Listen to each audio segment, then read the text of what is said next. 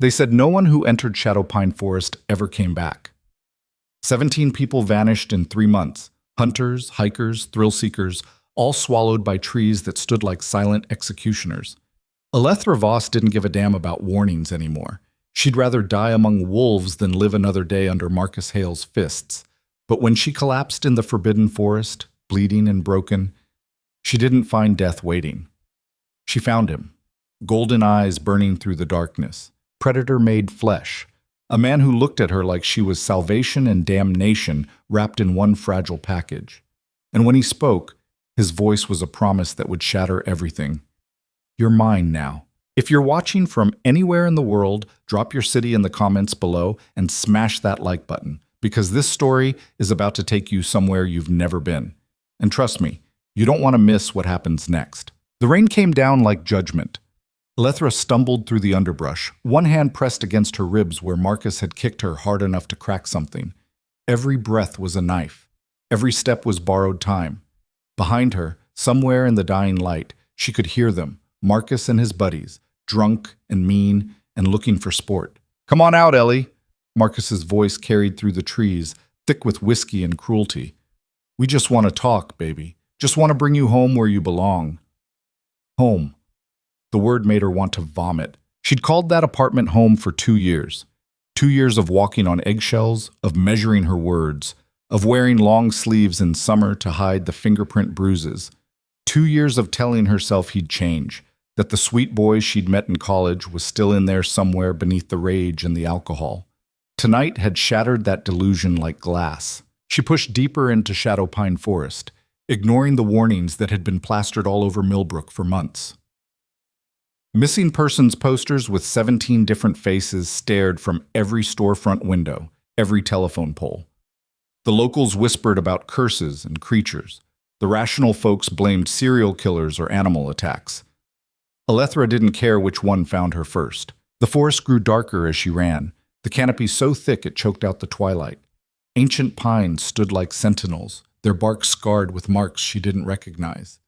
Deep gouges that looked almost like claw marks, if claws could be the size of human hands. The air smelled wrong here, not just pine and earth, but something else. Something wild and dangerous that made her hindbrain scream predator. Her foot caught on an exposed root and she went down hard. The impact drove the air from her lungs and sent white-hot pain exploding through her damaged ribs. She lay there in the wet leaves, tasting blood and copper, listening to the forest breathe around her. For a moment she considered just staying down, just letting the cold and the dark take her away from everything. There she is. The shout came from too close. She forced herself up, stumbled forward, branches whipping at her face. Her vision swam. The world tilted sideways. She could hear them crashing through the brush behind her, laughing like this was the best entertainment they'd had all week. "Nowhere to run now, sweetheart." She broke through a wall of undergrowth and nearly fell again, catching herself against a massive pine trunk. The bark bit into her palms. She stood there gasping, trying to breathe through the pain, trying to think through the panic. That's when she noticed the silence. The forest had gone completely, utterly still. No birds, no insects, nothing but the sound of her own ragged breathing and the distant voices of the men hunting her. The hair on the back of her neck stood up. Something was watching her. She turned slowly, scanning the deepening shadows between the trees. Nothing moved. But she could feel it, that primal awareness that every human carries in their DNA, the knowledge that something higher on the food chain has you in its sights. "Alethra," Marcus's voice again, closer now. "Come on out, baby. I'm sorry, okay? I didn't mean to hurt you. You just made me so angry."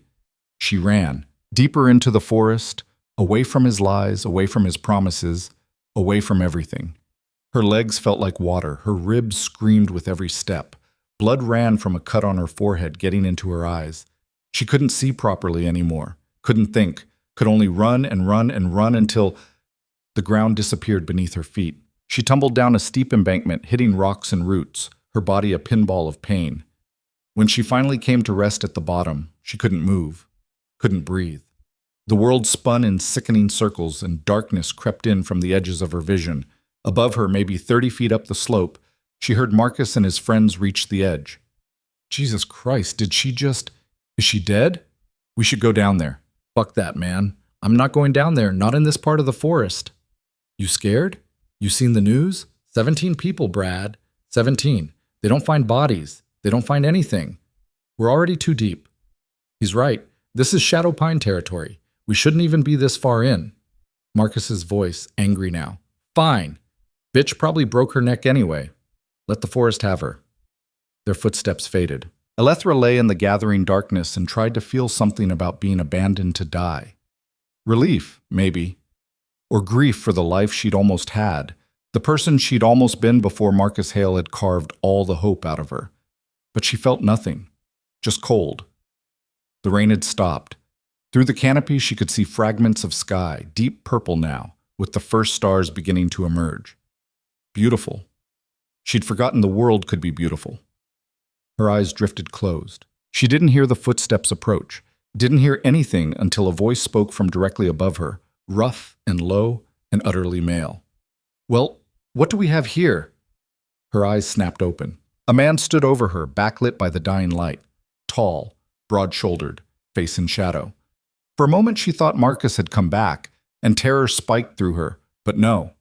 This man was taller, moved differently, held himself with a kind of coiled stillness that made her think of predators watching prey. Please, she whispered. Please, just let me… Shh. He dropped into a crouch beside her, and that's when she saw his eyes. Gold. Not brown or hazel, but actual gold, catching the last light like an animal's eyes in headlights. Don't try to move. You're hurt. I'm fine. I just need to… She tried to sit up, and white agony exploded through her chest. A sound escaped her that was half gasp, half scream. I said, don't move. His hand settled on her shoulder, gentle but firm, pushing her back down. His touch was warm, too warm, like he was running a fever. You've got at least 2 broken ribs, maybe 3. Head wound, cuts and bruises everywhere. And he leaned closer, inhaling deeply near her neck, in a gesture so strange and intimate that she froze. You smell like fear, and blood, and man sweat that isn't yours. Who are you? Her voice came out smaller than she wanted. The one who decides if you live or die.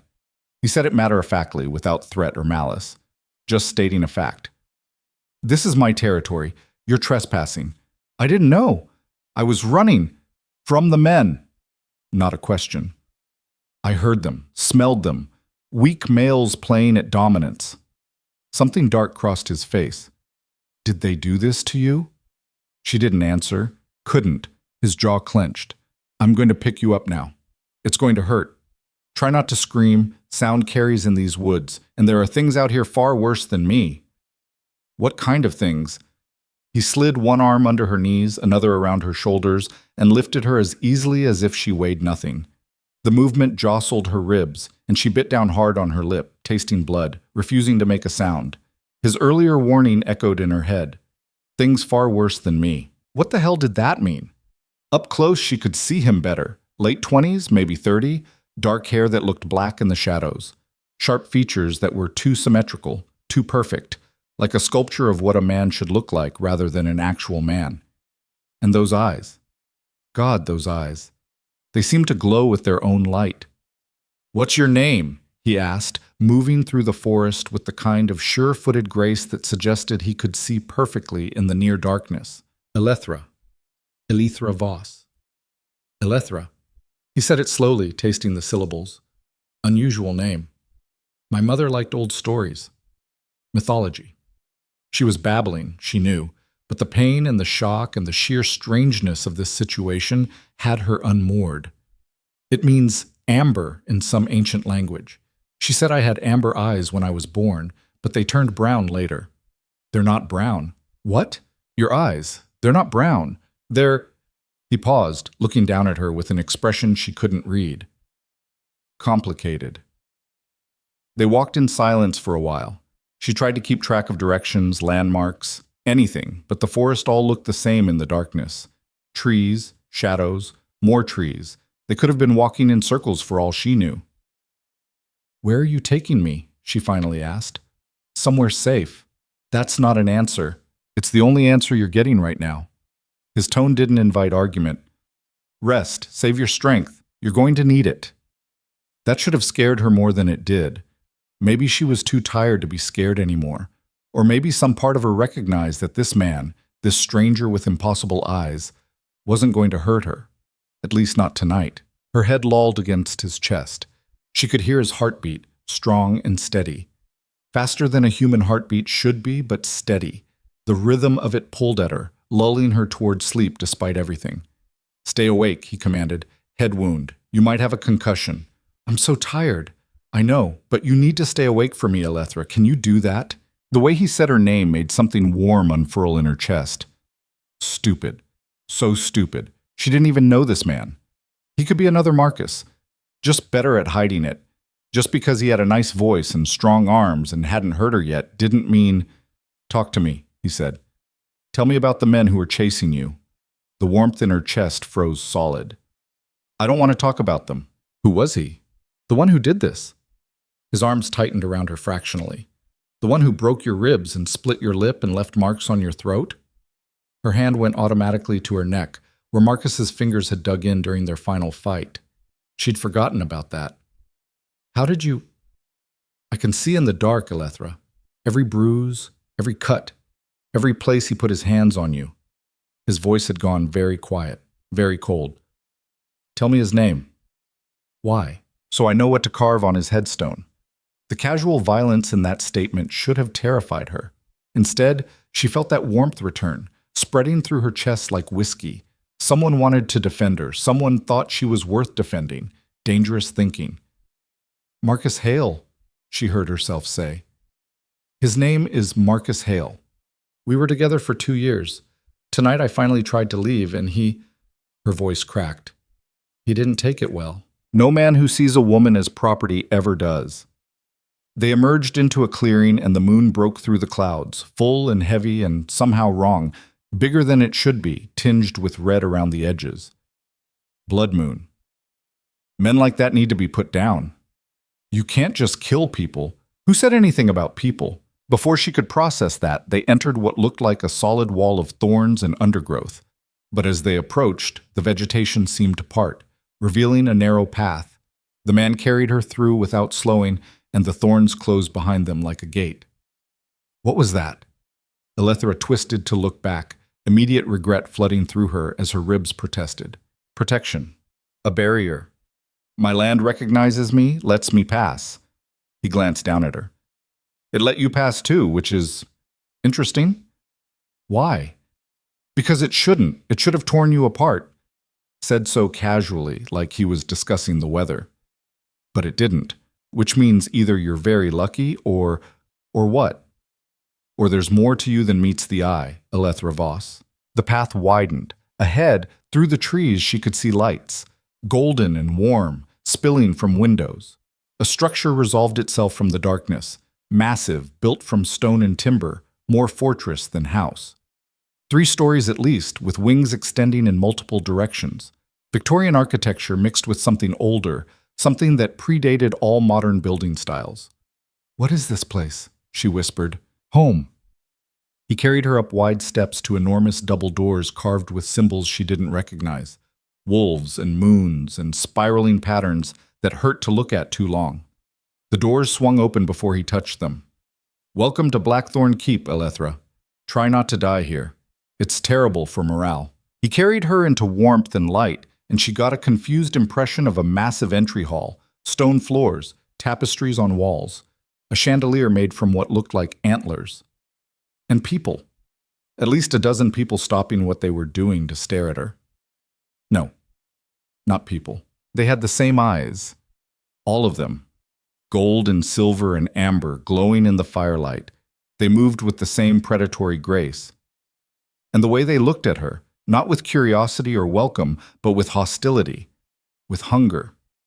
A woman stepped forward, tall and elegant with silver blonde hair and eyes like molten mercury. "Kael, what is that?" "Her name is Alethra." Kael's voice had gone hard. "And she's injured. She needs the healer. She's human." The woman said it like a curse. "You brought a human into the keep, into the heart of our territory." "I'm aware of what she is, Lissa." "Then you're aware of what the council will say. The laws, fuck the laws." The entire hall went silent. Even Alethra, half delirious with pain and shock, recognized that something significant had just happened. Lissa's eyes narrowed. "You're the Alpha. You can't just—" "I can do whatever I want. That's what being Alpha means." He turned, addressing the room. "This woman is under my protection. Anyone who has a problem with that can take it up with me directly. Are we clear?" Silence. Then, slowly, nods. But the hostility didn't fade from their eyes. "Good. Someone get Mira. Now." A younger woman, girl, really, couldn't have been more than 17, darted off deeper into the fortress. Kale carried Alethra toward a wide staircase. "Wait." Alethra grabbed his shirt, her fingers clumsy. "What's happening? Who are these people? What do you mean laws? What—" "Shh. Rest now. Questions later." "No. Tell me now. What are you?" He looked down at her, and in his golden eyes she saw something ancient and wild and completely inhuman. "We're wolves," he said simply. "And you, Alethra Voss, just stumbled into the one place in the world where humans aren't supposed to exist." The world tilted. Wolves? Werewolves? Impossible. But even as her rational mind rejected it, her gut knew the truth. The glowing eyes, the inhuman strength, the way they all moved like apex predators barely contained in human skin, the forest that parted for them, the 17 missing people. Oh God, the 17 missing people. "Are you going to kill me?" Her voice came out steady despite the terror flooding through her. Kale's expression softened fractionally. "No, Alethra, I'm not going to kill you." "Then what?" "I'm going to save you, whether you want me to or not." He carried her up the stairs, through corridors lit by torches and firelight, past more people, wolves, who stopped to stare. Some whispered. Some growled, actual growls, the sound raising goosebumps on her skin. Finally, he shouldered through a door into a bedroom. Large, warm, a fire burning in a stone fireplace, a massive bed with dark furs, windows that looked out over the forest. He laid her carefully on the bed and stepped back. "Mira will be here soon. She's our healer. She'll help with the pain." "And then what? You keep me here, a prisoner?" "A guest. Guests are usually allowed to leave." His jaw tightened. "You can leave whenever you want. But those men who hurt you, they're still out there, still looking. And there are other dangers in this forest, things that would make Marcus Hale look like a saint." He moved toward the door. "You're safer here, whether you believe it or not." "Why are you helping me?" He stopped, his hand on the door frame. For a long moment he didn't answer, then quietly, "Because when I found you in the forest, bleeding and broken and still fighting, my wolf recognized you, and what my wolf wants, I protect." "I don't understand." "Neither do I, not yet." He looked back at her, and the intensity in his gaze made her breath catch. "But I will. We both will." The door closed behind him with a soft click. Alethra lay in the enormous bed, in a fortress full of werewolves, and tried to process everything that had happened in the last hour. She'd run from an abusive boyfriend, fallen down a cliff, been carried by an impossibly strong man with golden eyes who claimed to be a wolf, been brought to a keep full of more wolves who looked at her like she was dinner. This wasn't real, couldn't be real, but the pain in her ribs was real. The blood on her skin was real, the fear and confusion and strange, dangerous hope blooming in her chest. That was real too. The door opened again. An older woman entered carrying a leather bag. She had kind eyes, amber gold like honey, and gray-streaked dark hair pulled back in a braid. Unlike the others, she didn't look at Alethra with hostility, just professional assessment. "I'm Mira," she said, setting the bag on a side table. "Kael said you need healing." "He said you're a healer?" Among other things, Mira moved to the bed, her hands already reaching for Alethra's ribs. "This is going to hurt. I need to check for internal damage." Her fingers pressed gently against Alethra's side, and pain exploded white-hot. Alethra bit back a scream. "2 broken ribs," Mira confirmed. "Possibly a third with a hairline fracture. Bruised kidney, concussion, various lacerations." She pulled back, her expression darkening. "Someone did a number on you." "Is it that obvious?" "Honey, I've been patching up abuse victims for 40 years. I know the pattern." She reached into her bag, pulling out bottles and bandages. "The man who did this, Is he still a threat? I don't know. Maybe. Probably. Elethra closed her eyes. I thought I got away. Then I just fell into something worse. Kyle isn't worse.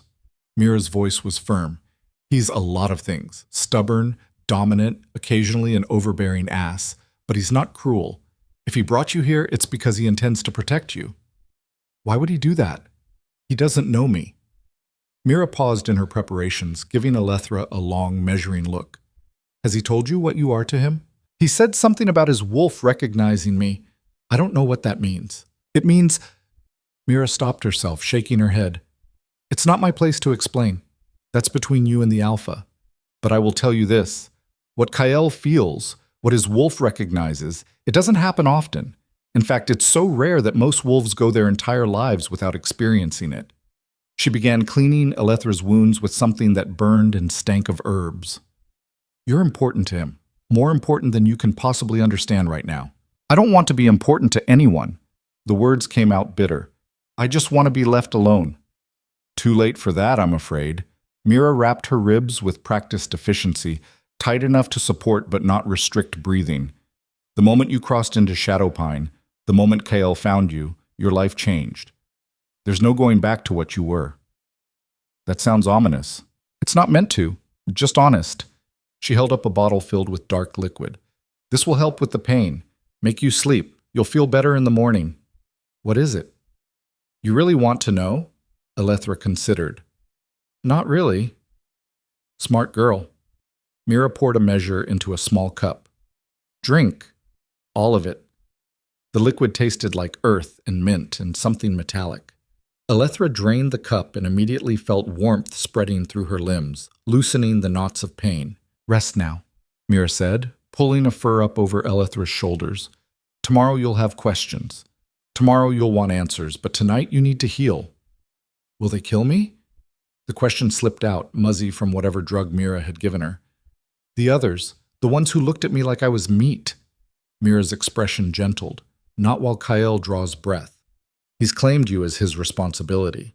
That makes you pack, whether the council likes it or not. Pack, Elethra repeated. The word felt strange in her mouth. I'm not a wolf. No, but you're not entirely human either. What does that mean? But Mira was already moving toward the door, her bag in hand. Sleep, Elethra Voss. The answers will still be there in the morning. The door closed. The fire crackled. Outside the window, that too large blood moon hung in the sky like an omen. Elethra's eyes drifted shut despite her best efforts to stay awake, to process, to plan. Whatever Mira had given her was pulling her down into darkness, warm and soft and irresistible. Her last conscious thought was of golden eyes and a voice like gravel and silk. My wolf recognized you. What the hell did that mean, Bob? She woke to voices arguing. Can't possibly expect us to accept this, Kael. I don't expect anything. I'm telling you how it's going to be. A human! In the keep! Do you have any idea what you've done? Elethra kept her eyes closed, listening.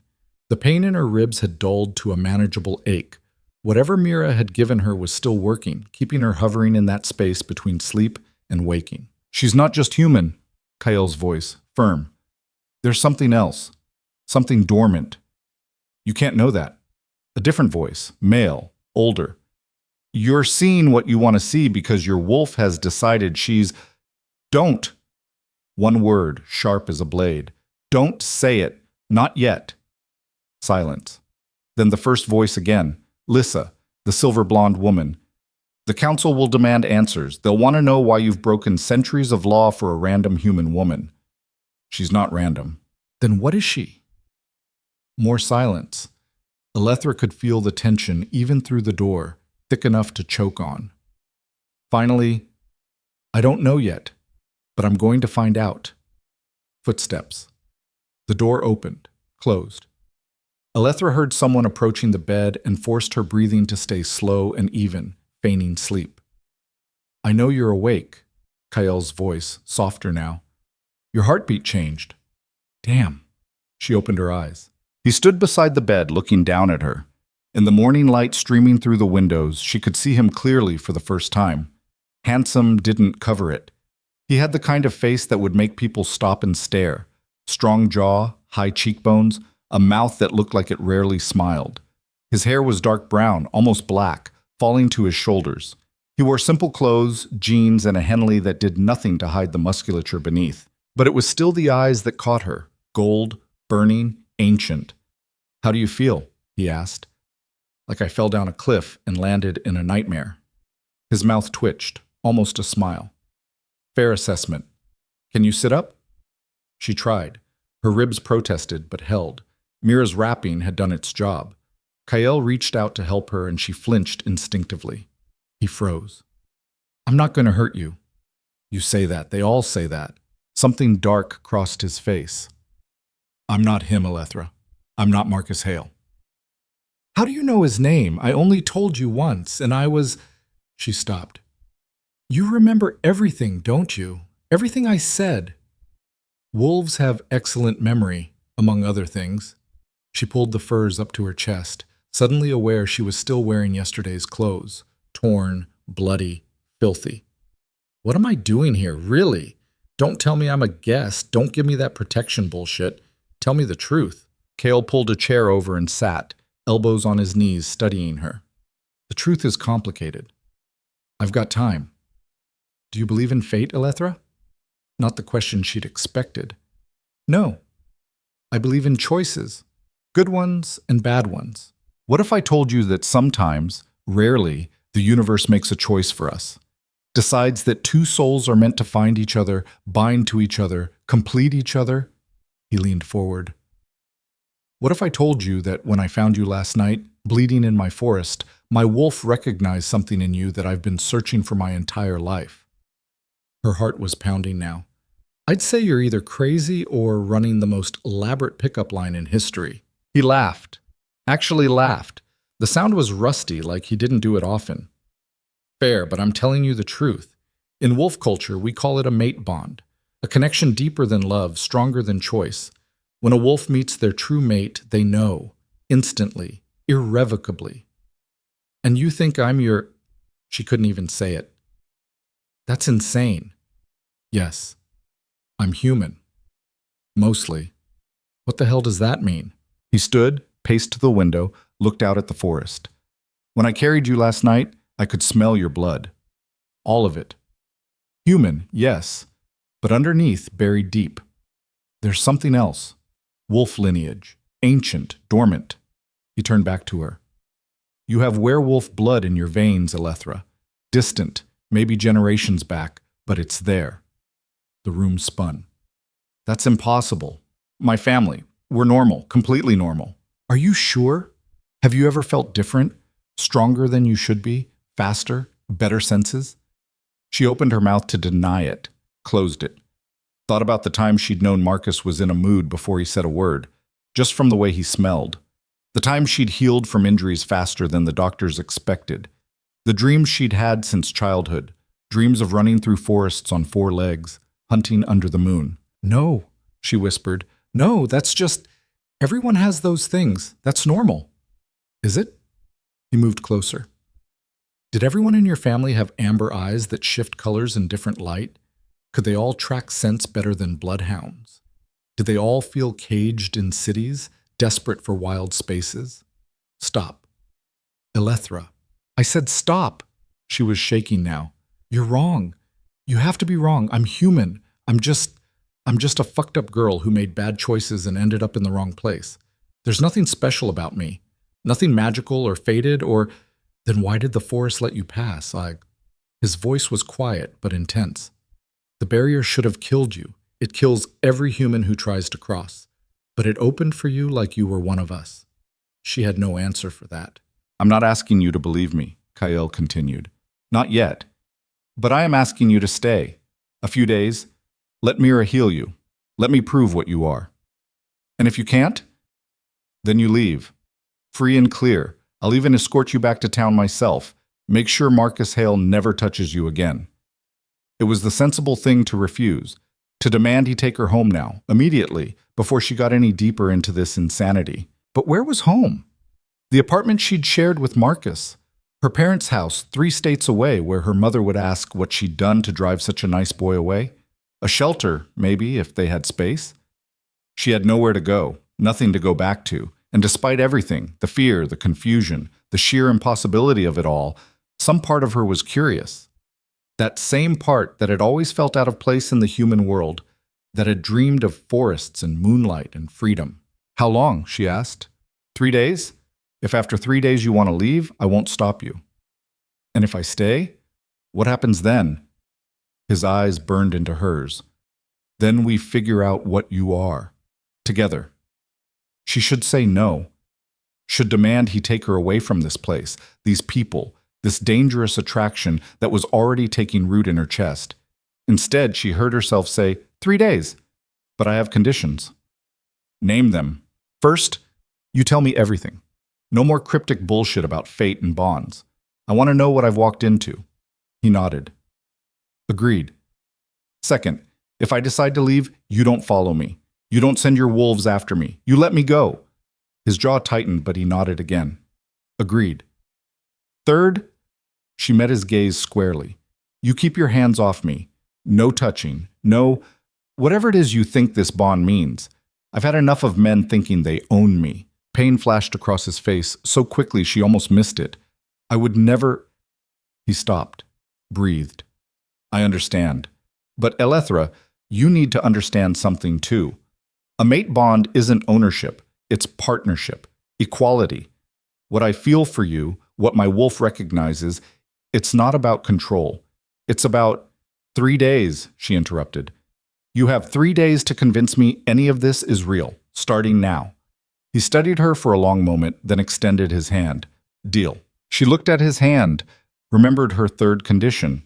But this was just a handshake, just sealing an agreement. She reached out. The moment their skin touched, electricity arced between them. Not metaphorical, actual static discharge that made them both jerk back. Elethra stared at her hand, at the faint golden shimmer fading from her skin. What the hell was that? Kael's expression had gone very still, very predatory. That was recognition. Your wolf saying hello to mine. I don't have a wolf? Not yet. But she's in there, sleeping, waiting.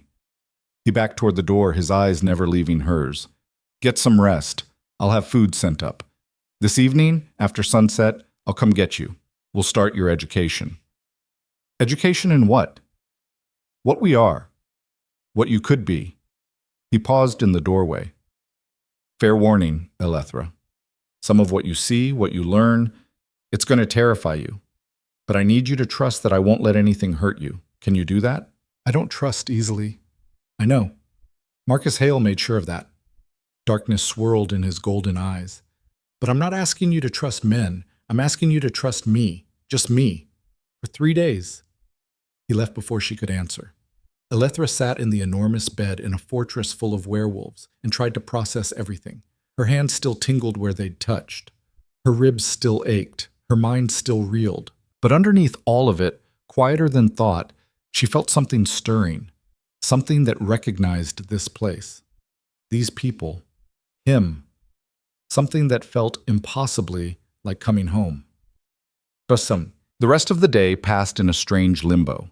Mira returned with food, venison stew, fresh bread, fruit Elethra didn't recognize. She ate ravenously, hadn't realized how hungry she was until the smell hit her. The food was rich, almost too rich, but her body craved it. Your metabolism is starting to shift, Mira observed, watching her eat. Happens when you're around pack. Your dormant wolf senses the others, starts waking up. I don't have a wolf. Keep telling yourself that, honey. Mira smiled. In a few days, we'll see who's right. After eating, Elethra tried to sleep but couldn't. Too wired. Too many thoughts spinning. She got up, ignoring the protest from her ribs, and explored the room. It was larger than she'd realized. The bed dominated one side, but there was also a sitting area with chairs and a small table, a desk by the window, a door that led to a bathroom that was more like a spa. Stone tiles, a shower big enough for 3 people, a tub you could swim in, fresh towels and soaps that smelled like cedar and sage. She caught sight of herself in the mirror and barely recognized the woman staring back. Bruised face, split lip, eyes that looked too big, too wild, hair matted with blood and dirt. She looked like a disaster. She looked like a survivor. The shower took 20 minutes, standing under water hot enough to hurt, washing away the blood and fear and the lingering scent of Marcus. When she emerged, she found clean clothes laid out on the bed, leggings and an oversized sweater, both soft and clearly expensive. No note, no explanation, just clothes in exactly her size. How had they known? Wolf senses, probably. They could probably smell her measurements or some equally disturbing thing. She dressed and returned to the window, looking out over the forest. From this height she could see for miles, endless trees, mountains in the distance, and below, in a clearing, she could see people. Wolves, training. They moved like dancers, like fighters, like something in between. Fast, brutal, beautiful. Two males circled each other, then exploded into motion, punches and kicks that should have broken bones but connected with thuds that sounded almost like drum beats. They were holding back, she realized. If they fought at full strength, they'd kill each other. One of them was Kael. Even from a distance, she could pick him out. Taller than the others, moving with absolute confidence. He dodged a punch, countered with a strike that sent his opponent flying back 10 feet. The other man, Wolf, hit the ground, rolled, came up laughing. Training. They were training. For what? She watched until her legs got tired, then returned to the bed. Finally, exhausted from pain and stress and the sheer emotional weight of everything, she slept. She dreamed of running through forests under a blood moon, her body changing, shifting, bones breaking and reforming. She dreamed of golden eyes watching from the shadows. She dreamed of a voice that resonated in her bones. Mine. She woke to darkness and firelight, and Kael sitting in one of the chairs, watching her. Jesus! She bolted upright, clutching the furs to her chest. How long have you been sitting there? 10 minutes. You were dreaming. I didn't want to wake you. He stood, moved closer. But it's time. Sunset passed an hour ago. The pack is gathering. Gathering for what? Your introduction. He offered his hand. Unless you'd rather hide in this room for 3 days? She glared at him but took his hand. The electricity sparked again, less intense this time, but still present. He helped her to her feet, his grip gentle, careful of her injuries. How are your ribs? Better. Mira's medicine is effective. Mira is the best healer in 3 territories. He led her toward the door. But fair warning, what she gave you includes wolf blood. It accelerates healing, but also accelerates the awakening process. Elethra stopped walking. What? Your wolf. It's waking up faster than it would naturally. You might start feeling things, urges, instincts, heightened senses. Don't fight it. Don't panic. It's part of who you are. You could have told me that before I drank it. Would you have believed me? No. Probably not. They walked through corridors lit by torches and moonlight streaming through high windows. The fortress was even larger than she'd realized, a maze of stone and timber, with tapestries depicting wolves and hunts and battles. Elethra caught glimpses of other people, wolves, who stopped to stare as they passed. Some nodded respectfully to Kael. Others looked at her with undisguised hostility. They hate me, she observed quietly. They don't know you. Humans are forbidden in our territory. You're an anomaly they don't understand yet. Will they ever understand? That depends on you. He guided her down a wide staircase. On whether you choose to become one of us. I'm not a wolf. Not yet. They emerged into the great hall she'd seen briefly the night before, but now it was full. Dozens of people, wolves standing in loose groups, all turning to look when she entered. The hostility was palpable, a wave of animosity that made her step closer to Kael instinctively. He noticed.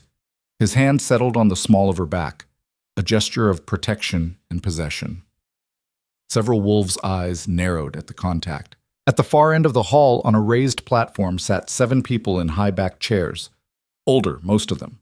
Silver hair. Eyes like precious metals. They watched her approach with expressions ranging from curiosity to outright disgust. The council. Kael Draven, the one in the center, spoke, a man with iron-gray hair and eyes like steel. You requested an emergency session. We are here. Explain. Kael's hand pressed slightly harder against Elethra's back, steadying her. Elder Gareth, council members, I present Elethra Voss. She came to our territory fleeing violence. I've claimed her under my protection. Murmurs rippled through the hall. Someone laughed, sharp and mocking.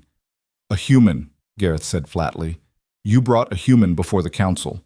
You broke centuries of law for a human. She's not entirely human. Prove it. Kyle looked at Alethra. May I? She didn't know what he was asking permission for, but she nodded. He turned back to the council. Sent her. All of you, tell me I'm wrong. Gareth stood, descended from the platform. He moved toward Alethra with the deliberate stalking gait of an apex predator. She forced herself to stand still to meet his eyes, even as every instinct screamed at her to run. He stopped a foot away and inhaled deeply. His eyes widened. Impossible, he breathed. Not impossible, hidden, dormant, but there. Kale's voice rang through the hall. She carries wolf lineage, ancient bloodline buried deep. Another council member stood, Lysa, the silver-blonde woman from last night.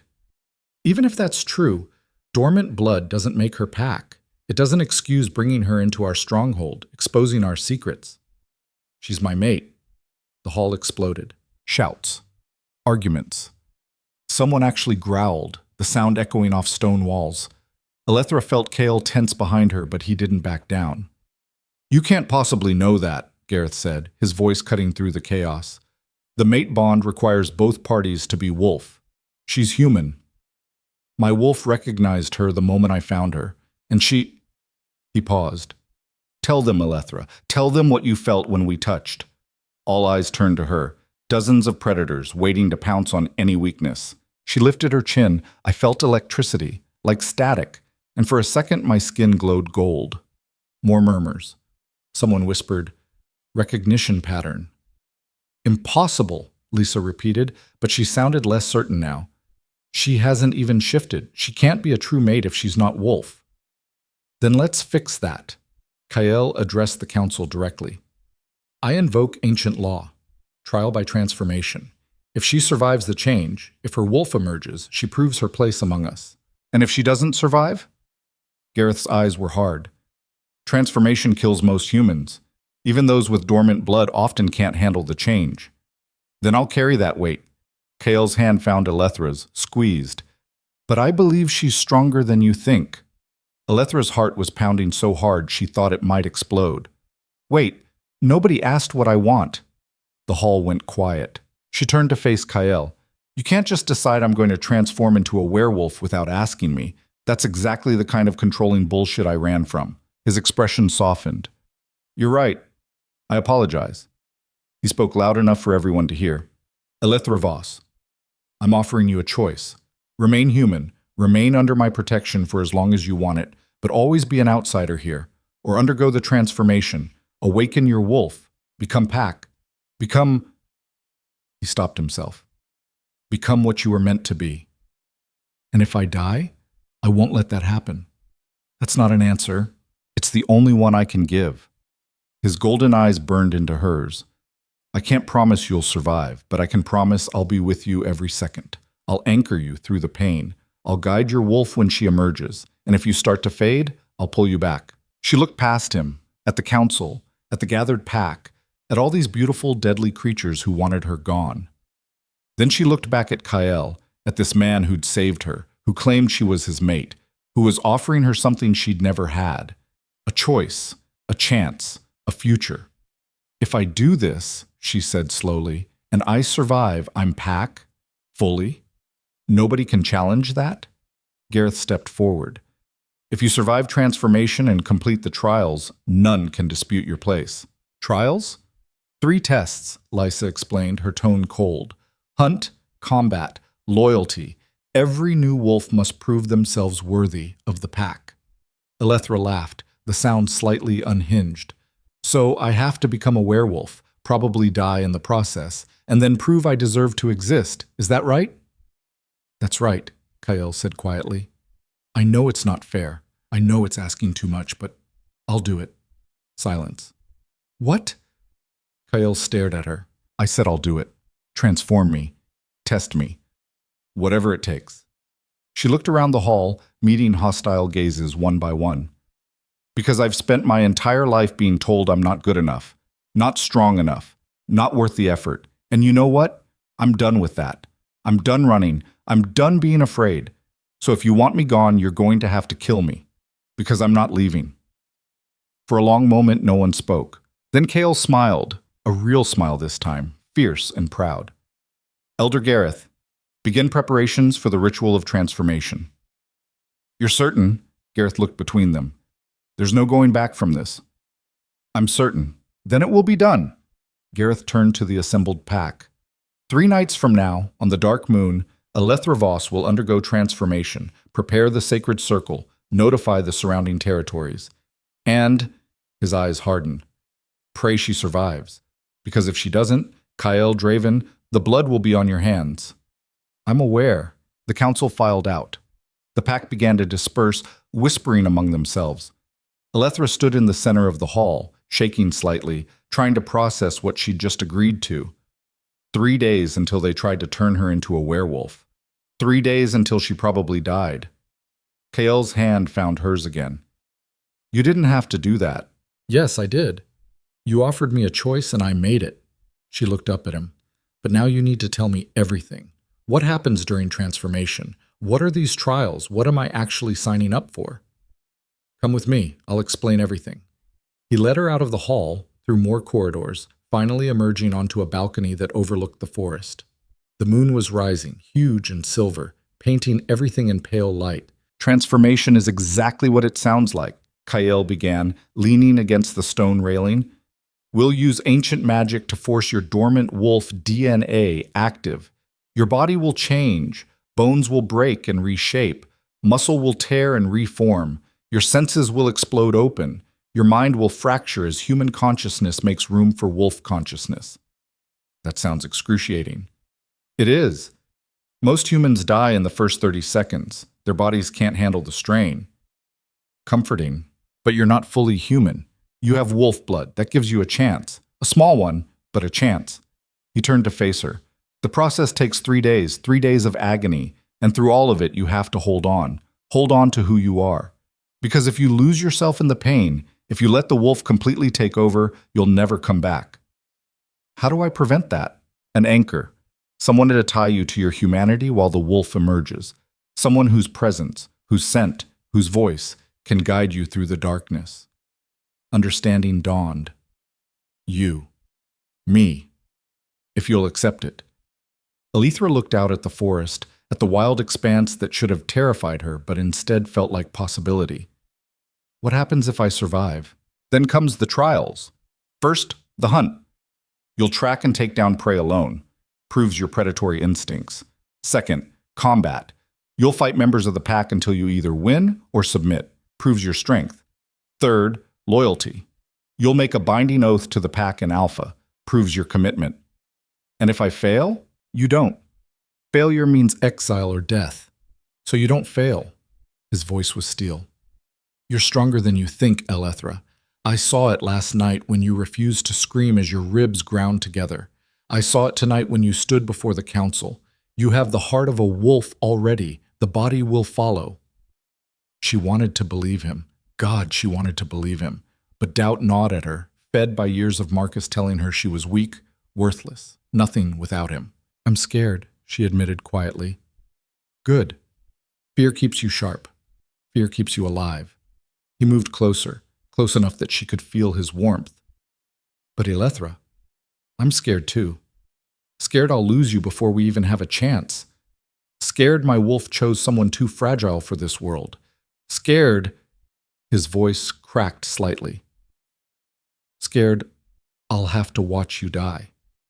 She looked up at him, at this powerful alpha who commanded an entire territory, and saw real fear in his eyes. Fear for her. "Then we're both scared," she said, but we're doing this anyway." Brave, stupid. Sometimes it's hard to tell the difference. "Marcus used to call me stupid." Darkness flooded Kael's expression. "Marcus was a coward who needed to hurt others to feel powerful. You're the opposite of stupid. You're a survivor who's about to become something extraordinary. Or a corpse. Not helping." Despite everything, she smiled. Then, impulsively, she reached up and touched his face. His skin was warm, almost hot. He froze at the contact, his eyes flaring bright gold. "Thank you," she said softly, for saving me, for giving me this choice. Even if it kills me, at least I got to choose my own death instead of waiting for Marcus to finish the job. His hand came up to cover hers, pressing her palm against his cheek. You're not going to die. I won't allow it. You can't control everything. Watch me.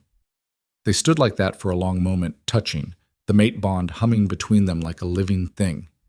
Elethra could feel it now, that pull toward him. Not just attraction, though there was plenty of that. Something deeper, something that felt like recognition, like remembering someone she'd known in a past life. I should get back to my room, she said finally. Rest before the ordeal. I'll walk you. You don't have to. Yes, I do. You're in a fortress full of wolves who don't trust you yet. I'm not letting you wander alone. They walked in comfortable silence back through the maze of corridors. At her door, Kyle paused. 3 days, he said. 3 days to prepare yourself mentally. Use the time. Meditate. Rest. Eat. Build your strength. What will you be doing? Preparing the ritual, arguing with the council, trying not to lose my mind worrying about you. He smiled slightly. The usual. She laughed despite herself. Kyle? Yes? After the transformation, after the trials, if I survive all of it, what happens then? His eyes went molten gold. Then you're Pack, you're mine, and I'm yours. And we figure out what forever looks like for a werewolf and his impossible mate. That's assuming I want to be yours. That's assuming you have a choice. But he said it playfully, with that hint of a smile. 3 conditions, remember? I'm keeping my hands to myself. Appreciated. She opened her door. Good night, Kale. Good night, Elethra. She closed the door and leaned against it, her heart racing. 3 days. In 3 days, she'd either be a werewolf or dead. She should be terrified. Instead, she felt alive for the first time in years. The next 2 days passed in a blur. Mira came daily with food and medicine, monitoring her healing. The ribs knitted faster than should have been possible. The bruises faded. Even the cut on her forehead closed to a thin pink line. Wolf blood working its magic, Mira confirmed. Your body is remembering what it was meant to be. Kyle visited every evening, teaching her about pack structure, wolf culture, the laws that governed their world. She learned that werewolves had existed for millennia, hidden from humans, protecting their territory and secrets with lethal efficiency. She learned about the hierarchy, Alpha, Beta, the Council of Elders, warriors, healers, and everyone else. She learned about mates and bonds, and the rare, precious connection that could form between 2 wolves whose souls recognized each other. How often does it happen? She asked. The mate bond? Once in 100 years, maybe. Some wolves never find their mates. They live their entire lives alone, or choose a companion, but it's not the same. Kyle's expression was distant. I'm 247 years old. I'd given up on finding mine. She stared at him. You're over 200 years old? Wolves live longer than humans. 600-700 years isn't uncommon if we don't die in battle. He looked at her. Which means, if this works, if you survive, you and I have centuries together. Centuries. The concept was overwhelming. On the second night, Lissa visited.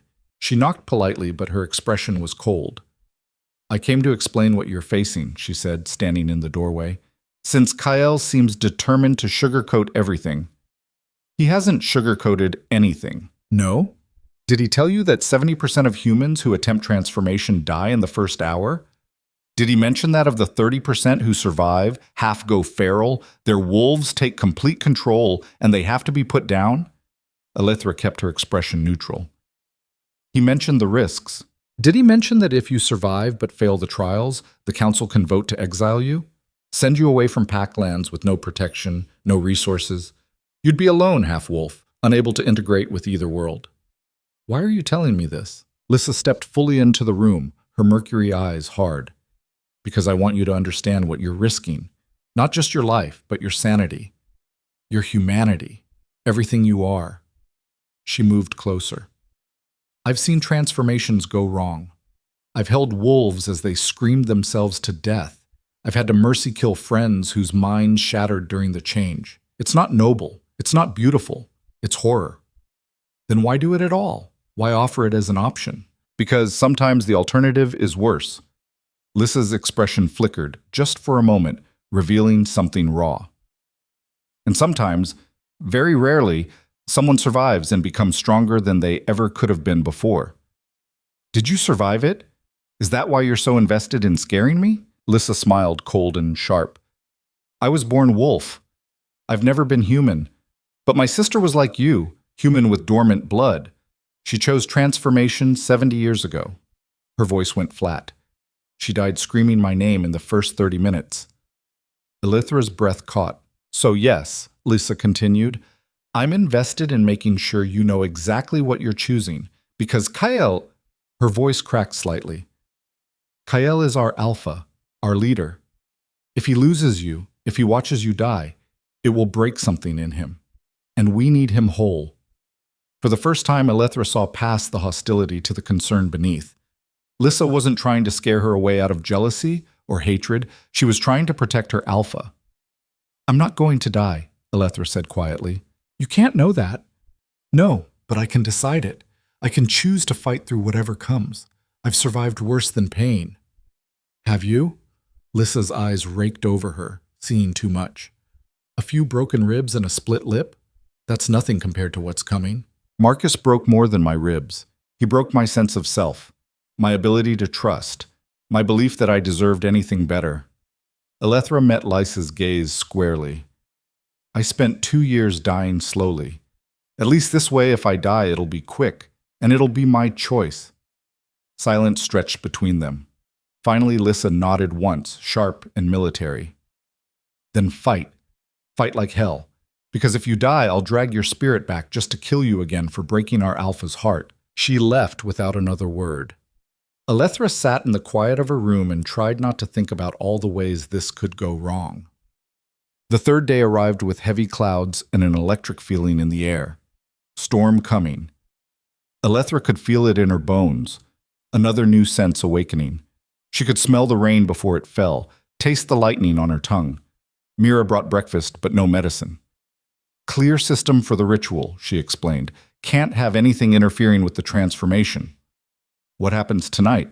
Walk me through it. Mira sat on the edge of the bed, her expression grave. At midnight, under the dark moon, you'll be brought to the sacred circle deep in the forest. The pack will gather to bear witness. The council will perform the ritual, using ancient magic to force your wolf DNA active. She paused. It will hurt. More than anything you've ever experienced. You'll want to die, you'll beg for death, but you have to hold on. How long does it last? 3 days. The pain comes in waves. Between waves, you'll have moments of clarity. Use them. Hold on to Kyle's voice. Let it anchor you. And after 3 days, either your wolf emerges and you complete the shift, or Mira didn't finish, or I die, or you die. Elithra nodded slowly. I have a question. If I survive, if I become wolf, what happens to who I am now? Do I lose myself? No, your wolf isn't separate from you. It's another part of you, like a second consciousness sharing the same soul. You'll still be Elithra, but you'll also be your wolf, 2 halves of one whole. What if we don't get along? What if my wolf wants things I don't want? Mira smiled. Your wolf is you at your most primal. It wants what you've always wanted deep down. Freedom, safety, belonging, love. Just without all the human doubts and fears getting in the way. After Mira left, Elithra spent the day preparing mentally, meditating, breathing, trying to quiet the panic that kept surging up. Evening came too fast. Kael arrived as the sun set, dressed in ceremonial clothes, black leather and furs with a silver torque around his neck. He looked every inch the Alpha King, powerful and dangerous and beautiful. It's time, he said quietly.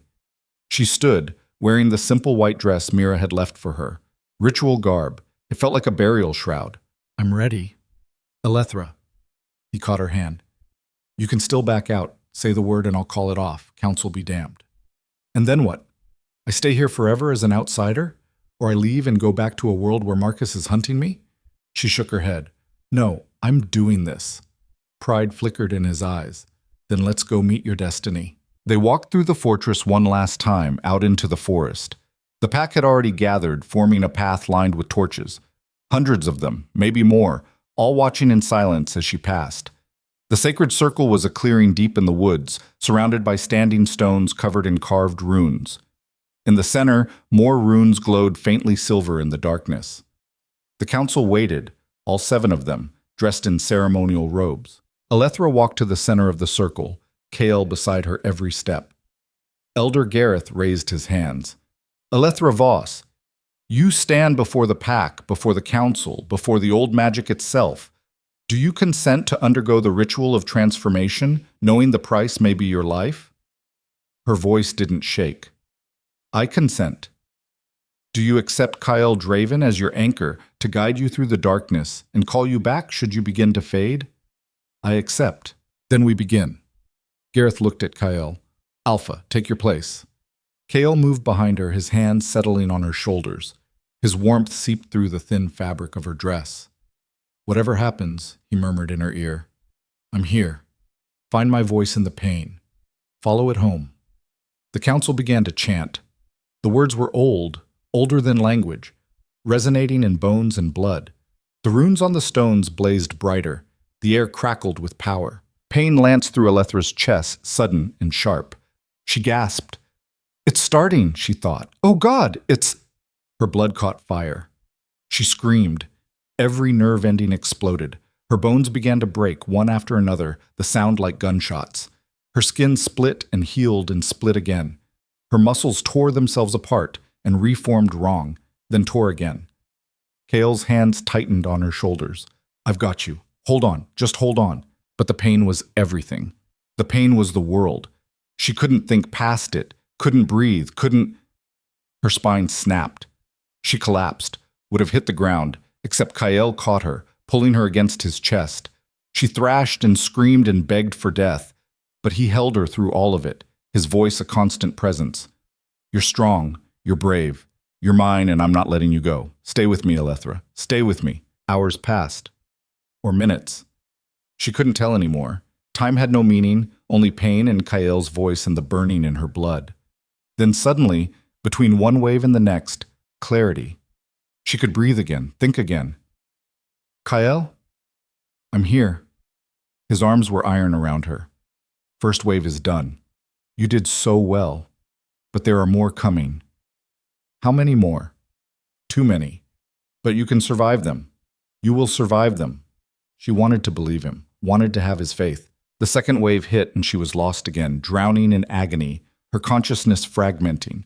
She could feel something else inside her now, something wild and strong, clawing to get out. Her wolf, fighting to be born. The pain reached a crescendo and she felt herself start to slip away, to sink into darkness that promised relief. No. Kale's voice sharp as a blade. Alethra, come back, right now. That's an order from your alpha. Come, back.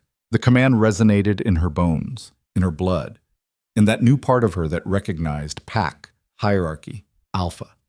She clawed her way back to consciousness, to the pain, to his voice. Good, he breathed. So good. Again. Another wave. You can do this. And she did. Again and again and again. Through waves of pain that should have killed her, through moments where her mind fractured and reformed, through hours or days or years, she couldn't tell anymore.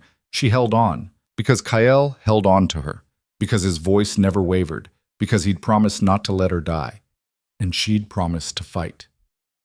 On the third day, as dawn broke over the forest, something inside Alethra finally cracked open. Her wolf surged to the surface. Power flooded through her, raw and primal and perfect. Her senses exploded. She could smell every individual person in the circle, could hear heartbeats from 100 yards away, could see colors she'd never known existed. She gasped, and the sound was half human, half growl. That's it, Kale whispered. Let her out. Don't fight her. She's you. Let her out. Alethra let go. Her body shifted, bones rearranging one final time, fur erupting across her skin. She fell forward onto all fours, and it felt natural, felt right. When the change completed, she stood on 4 legs in the sacred circle, a wolf the color of amber and shadow, with eyes that burned gold. The pack erupted in howls. She'd survived. Against all odds, through 3 days of agony, Elethra Voss had awakened her wolf, and as she threw back her head and howled her triumph to the rising sun, she felt Kyl's wolf answer, a massive black beast twice her size, standing beside her, his golden eyes filled with pride and possession and something that might have been love. Mine, his wolf seemed to say. Finally. Mine. And her wolf, wild and free and fierce, answered back, ours. The howls died down, but the tension didn't.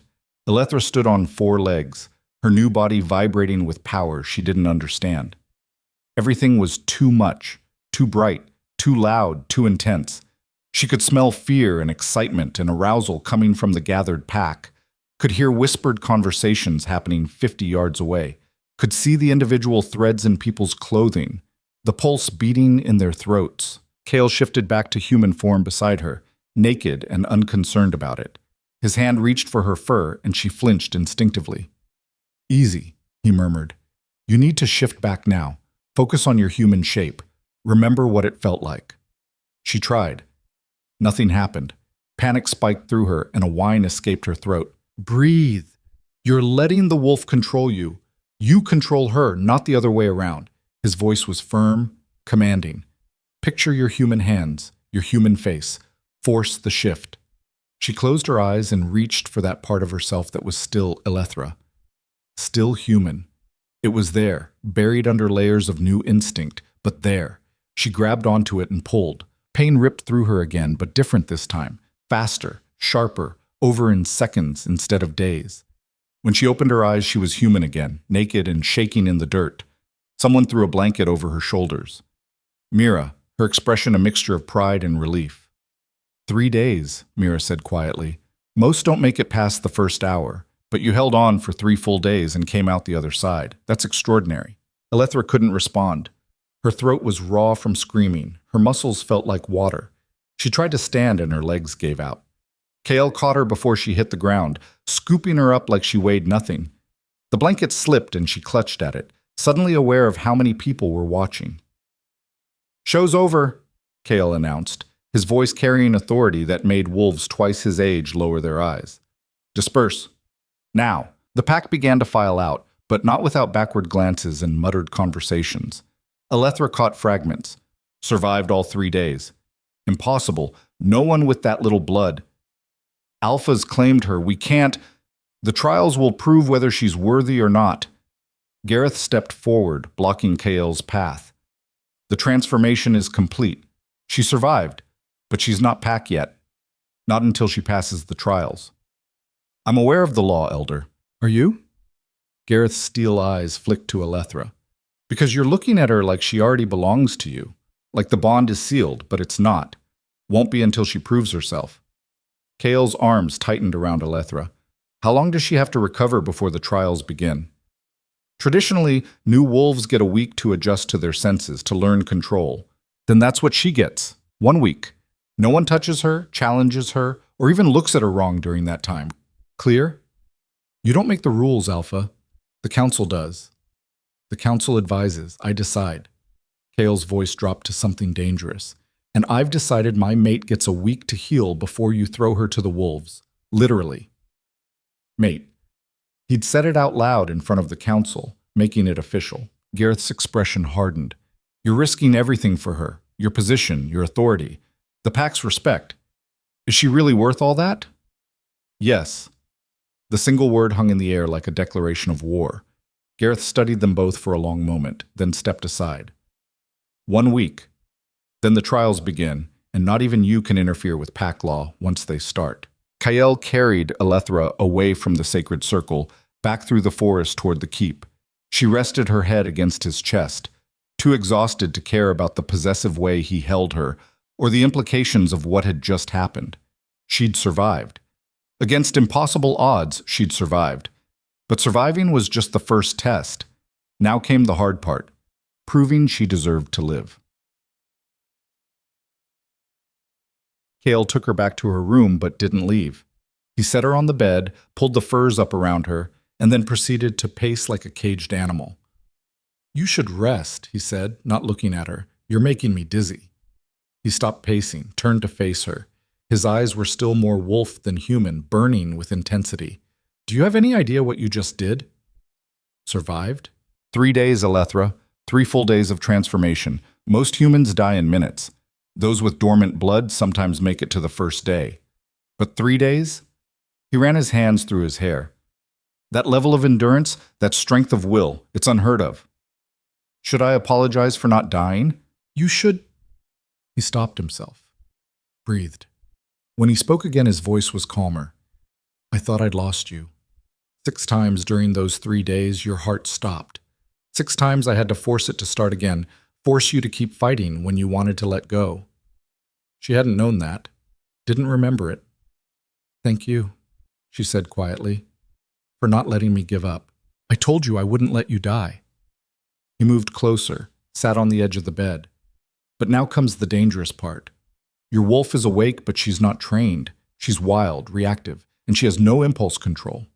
The next week is critical. You need to learn to shift at will, to control your wolf instead of being controlled by her. How do I do that? I'll teach you. Every day we'll train, push your limits, build your control. His hand reached out, hesitated, then settled on her ankle over the furs. The touch was light but possessive. But you need to understand something. Now that you've shifted, now that your wolf has emerged, the mate bond is going to intensify. You're going to feel things, urges, instincts, needs that might frighten you. Her heart started beating faster. What kind of needs? The kind that make wolves want to mark their mates, claim them, complete the bond. His eyes had gone molten gold again. My wolf has been patient because you were human, fragile. But now you're wolf too, and he wants you, wants to finish what we started. We haven't started anything, haven't we? His hand slid up her leg, still over the furs, but the intent was clear. You can feel it, can't you? The pull between us. It's not just me. Your wolf recognizes mine. She wants this as much as he does. She could feel it, that magnetic attraction that made her want to lean toward him, to close the distance, to no. She pulled her leg away from his touch. We had a deal. 3 days to prove this was real. Then I decide. And you've decided? I've decided I need more than 3 days to figure out if what I'm feeling is real or just wolf biology. She met his gaze squarely. You said mate bonds are rare, special, but how do I know it's not just pheromones or instinct or whatever? How do I know you actually want me and not just what your wolf says I am? Hurt flashed across his face. You think I'm that shallow that I'd claim you as mate just because biology said so? I think you've been alone for 200 years and suddenly found someone your wolf says is perfect for you. I think that would mess with anyone's judgment. He stood abruptly, the movement sharp and angry. You want to know what I see when I look at you? I see a woman who survived 2 years of abuse and still had the strength to run. I see someone who chose possible death over certain misery. I see a fighter who held on through 3 days of agony because she refused to give up. Bapayachat. He moved closer, looming over her. That's what my wolf recognized. Not your scent, not your dormant bloodline, your soul, the fire in it. The refusal to break no matter how much the world tries to break you.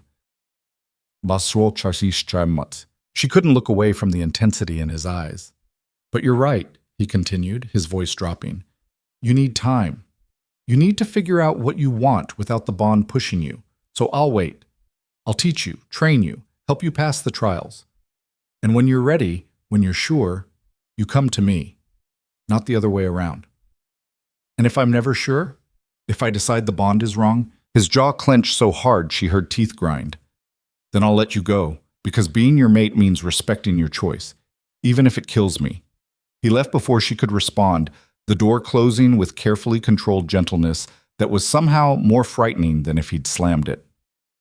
Alethra sat in the sudden silence, her new senses picking up his scent still lingering in the room, cedar and smoke and something uniquely him. Her wolf whined, wanting to follow, to find him, to, no, she said out loud. We're not doing that. We're not jumping into another relationship with someone who wants to control us. But even as she said it, doubt crept in. Was Kael trying to control her, or was he just being honest about what he wanted? And was there really a difference? She was too tired to figure it out, too wrung out from 3 days of transformation and pain. She let herself sink into the furs, and sleep claimed her fast and hard, pulling her under before she could fight it. Ota. She woke to voices arguing outside her door. Can't be serious, Kael. She's a liability. She survived the transformation. That makes her pack by law. Surviving doesn't mean succeeding. The trials exist for a reason, to weed out the weak. She's not weak. Then let her prove it, without your protection, without your interference. Alethra recognized the second voice now, Lissa. She got up, her body surprisingly steady despite everything it had been through.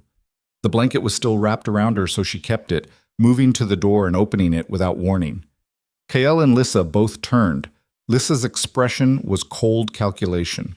Kael's was carefully neutral, but his eyes burned. If you're going to talk about me, Alethra said flatly, have the balls to do it to my face? Lissa's eyebrow rose. Brave words for someone who can barely stand. I'm standing fine. Want to test that? Alethra, Kael started. No. She cut him off, focusing on Lissa. You've had a problem with me since I arrived. Say it, out loud. What's your actual issue? Lissa stepped closer, her mercury eyes sharp. My issue is that you're a distraction. Kael should be focused on the pack, on the territory, on the threats gathering at our borders. Instead, he's obsessing over a human. Wolf, Alethra interrupted. I'm Wolf now. You were there. You saw. You shifted once under controlled conditions with an alpha anchoring you.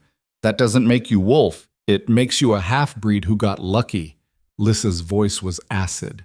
Real wolves earn their place. They fight for it.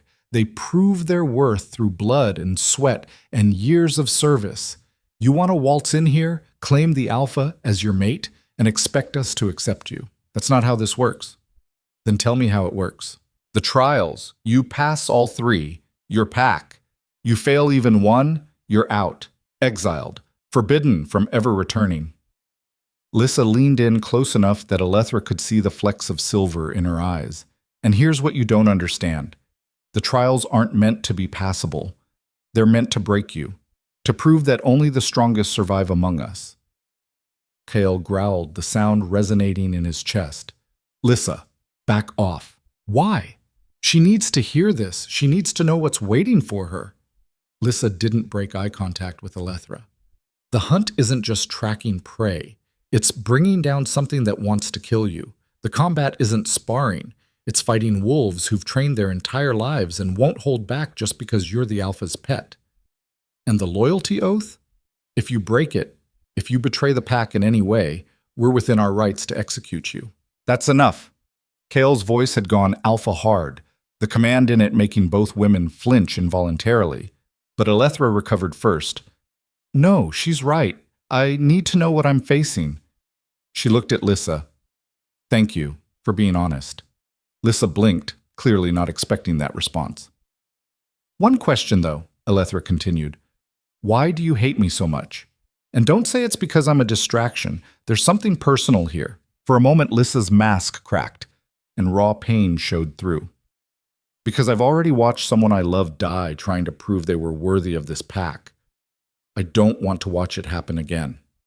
She left before either of them could respond, her footsteps echoing down the corridor. Kael let out a long breath. I should have told you about her sister, about what happened. She told me that her sister was like me and died during transformation. Not during, after. Kael's expression was grim. She survived the transformation but failed the combat trial, refused to submit when she should have, and her opponent killed her. It was within the rules, but he stopped. Lissa never forgave herself for not preparing her sister better, for not being honest about how brutal the trials actually are.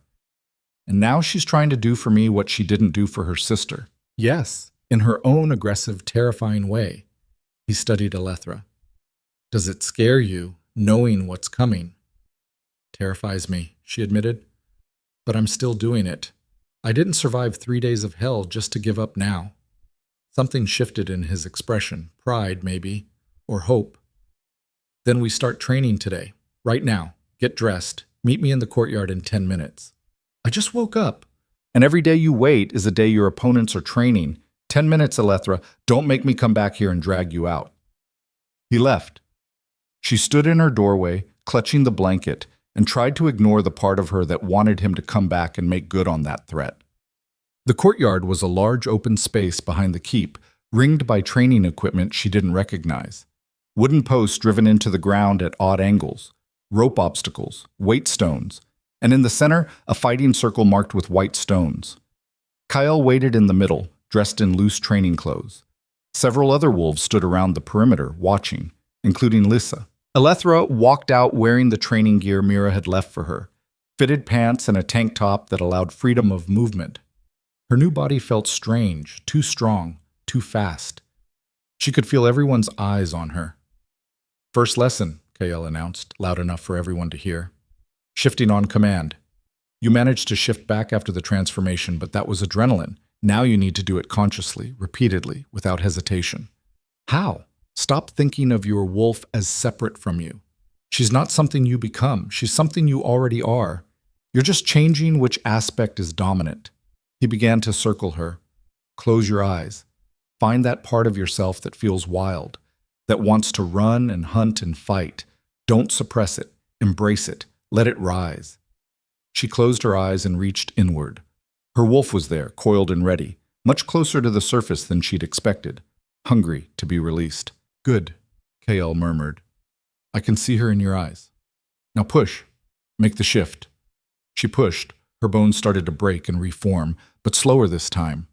More agonizing because she was conscious for every second. She gasped and the shift stalled, leaving her caught between forms. Wrong, painful, incomplete. Don't stop. Kael's voice was sharp. Push through. Force it. She tried, but panic was setting in. She couldn't breathe properly, couldn't think, couldn't. His hand settled on the back of her neck, warm and steady. Breathe. You're safe. I've got you. Now try again. The touch grounded her. She pushed again, and this time the shift completed, fast and smooth, leaving her on 4 legs with fur and fangs and strength. Better. Now shift back. She tried. Nothing happened. Alethra, focus. Human form. Now. Still nothing. Her wolf didn't want to give up control, didn't want to be caged back inside skin that felt too small, too weak. Shift. Back. Now. Alpha command resonating through the bond. Her body obeyed before her mind could resist.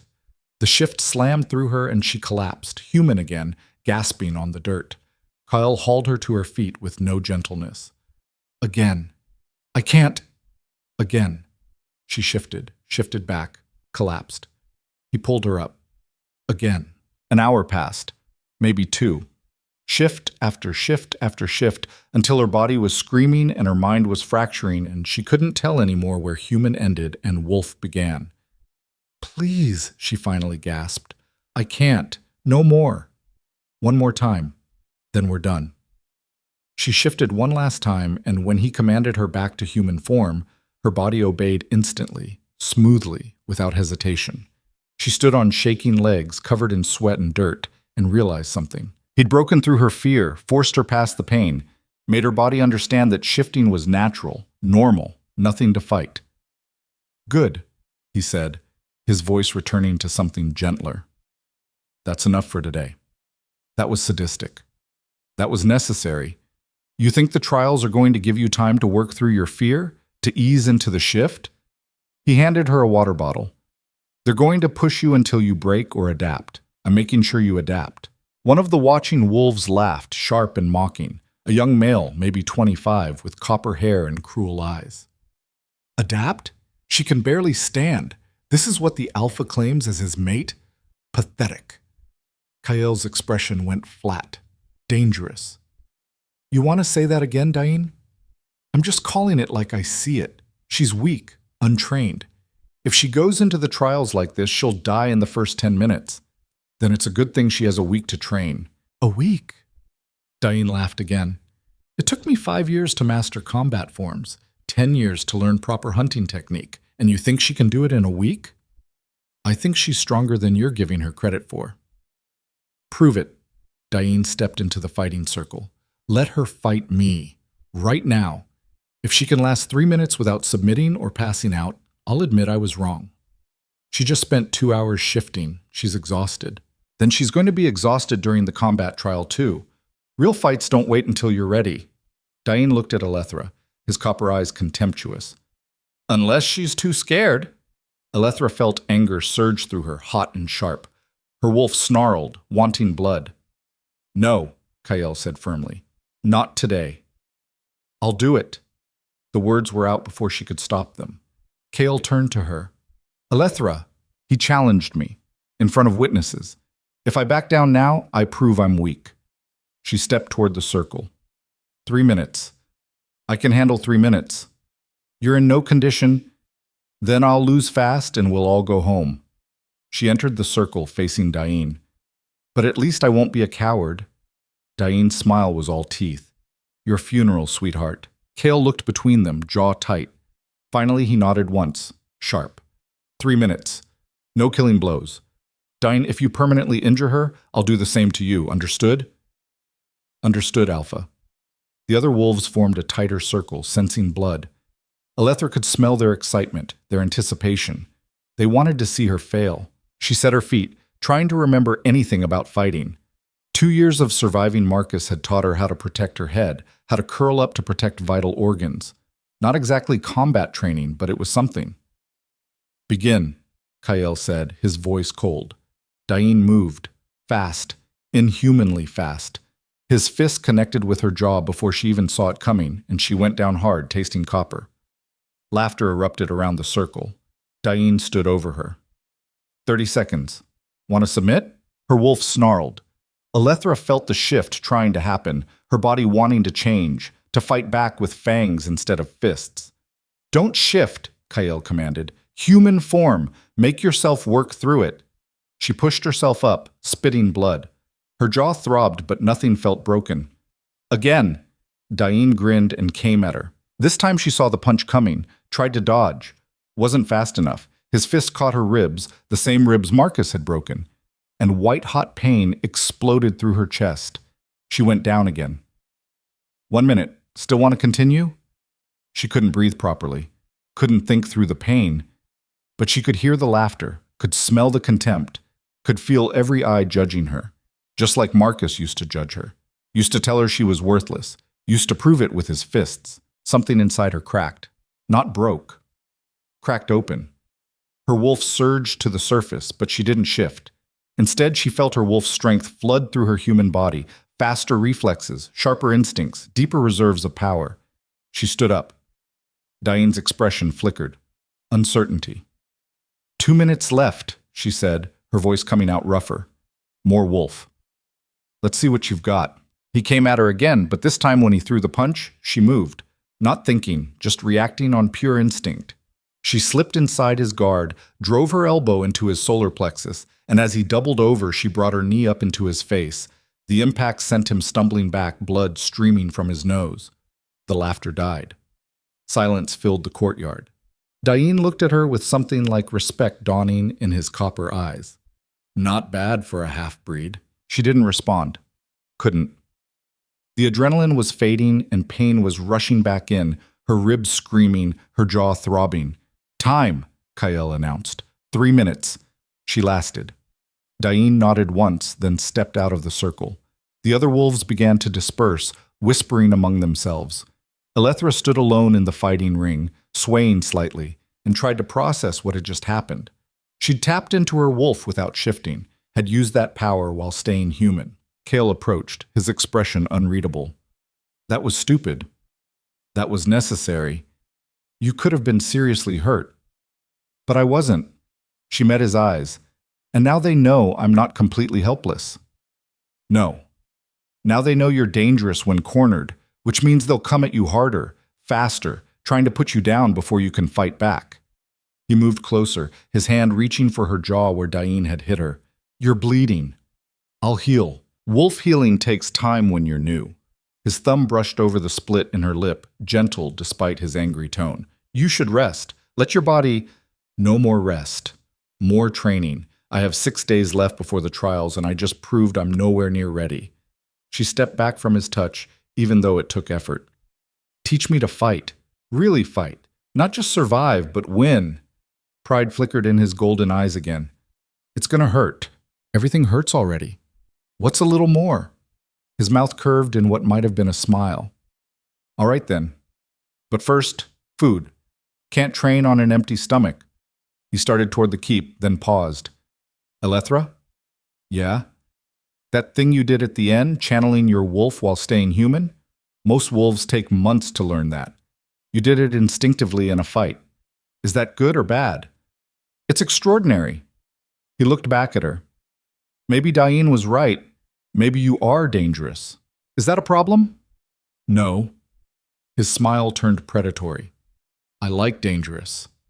He left her standing in the courtyard, bleeding and bruised and feeling more alive than she had in years.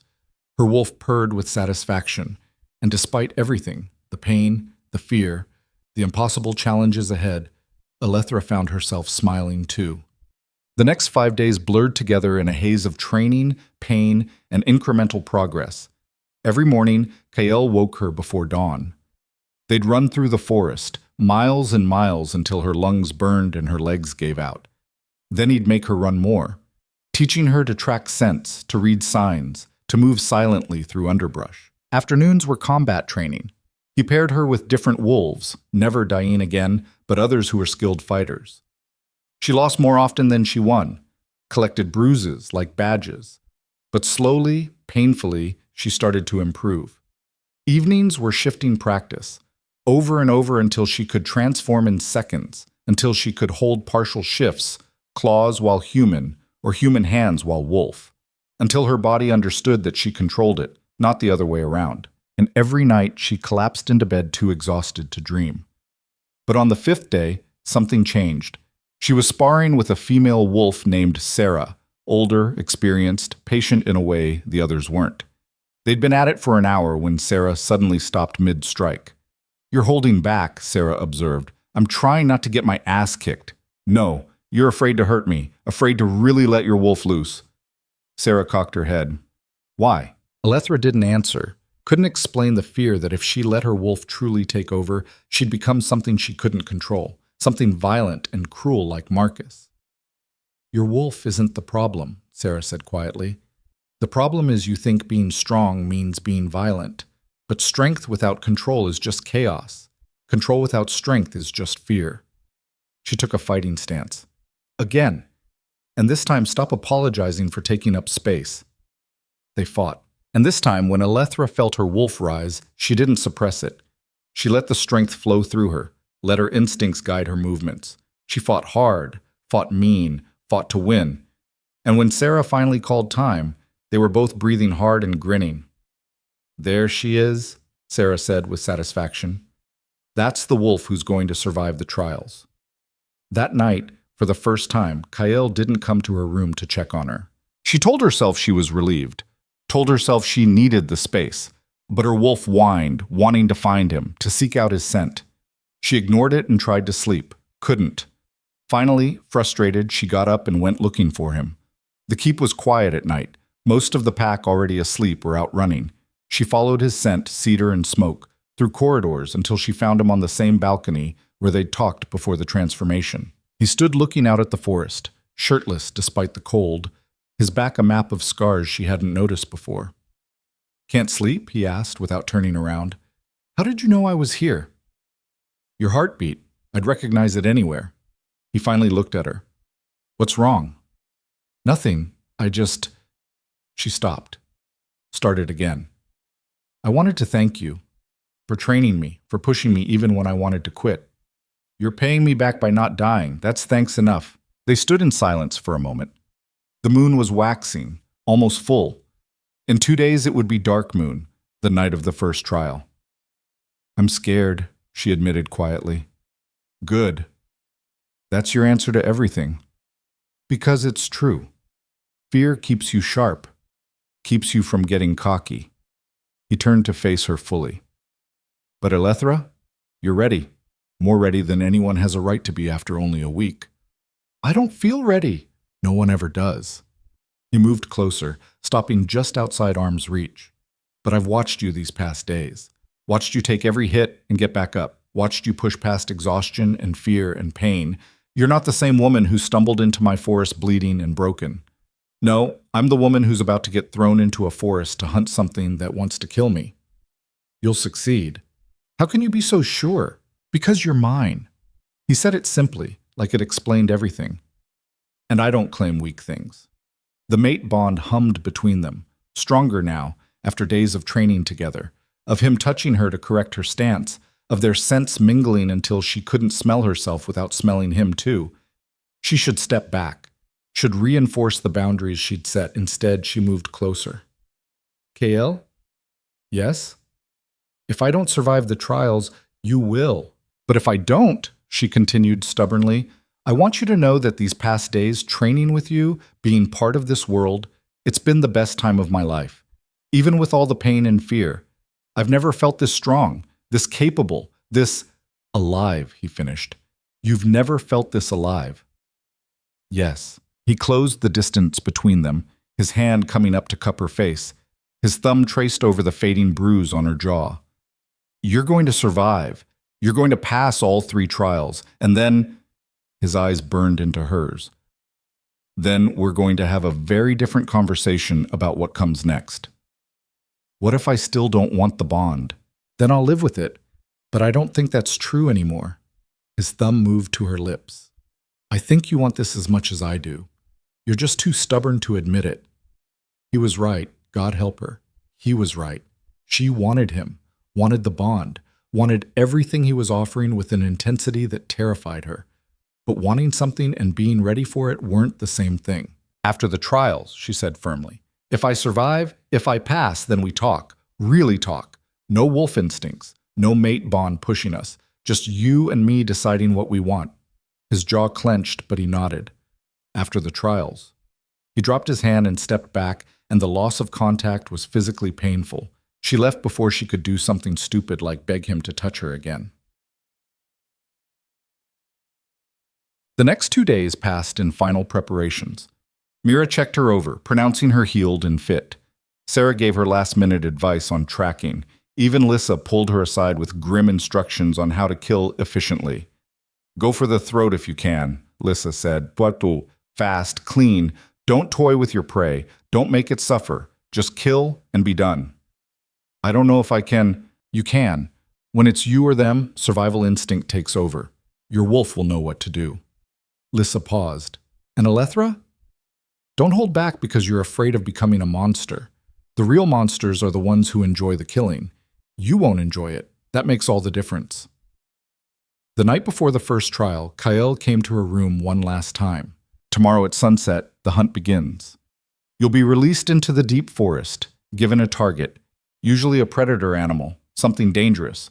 You have until dawn to track it and bring back proof of the kill. What happens if I don't find anything? You fail, and the council can call for your exile. Comforting. I'm not here to comfort you. I'm here to make sure you understand what's at stake. He moved closer. But I'm here to tell you that I believe in you, more than I've believed in anything in centuries. Why? Why do you have so much faith in me? Because you survived him. He didn't have to explain who him was.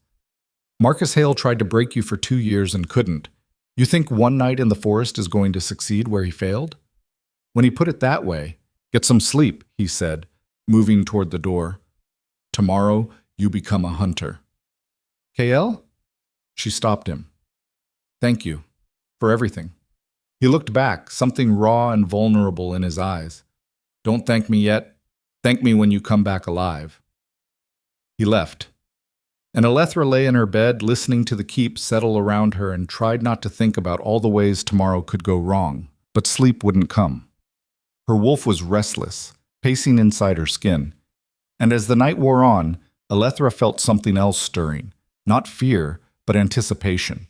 She was tired of being tested, tired of proving herself. Tomorrow she'd prove it once and for all. Tomorrow she'd hunt. Sunset came too fast. The pack gathered at the edge of the deep forest. The part even wolves avoided, except for trials and emergencies. Alethra stood in the center of a circle, wearing minimal clothing because she'd need to shift, and tried to ignore the dozens of eyes watching her. The council approached. Gareth carried something wrapped in cloth. Elethra Voss, he intoned formally. You stand before the pack to undertake the first trial, the hunt. You will enter the deep forest alone. Your target, he unwrapped the cloth, revealing a tuft of thick, dark fur and a single massive claw. A shadow bear, apex predator, highly aggressive, kills for sport as much as food. Murmurs rippled through the crowd. Someone whispered, "That's a death sentence." Kael's face had gone stone hard. A shadow bear for a new wolf? That's not traditional.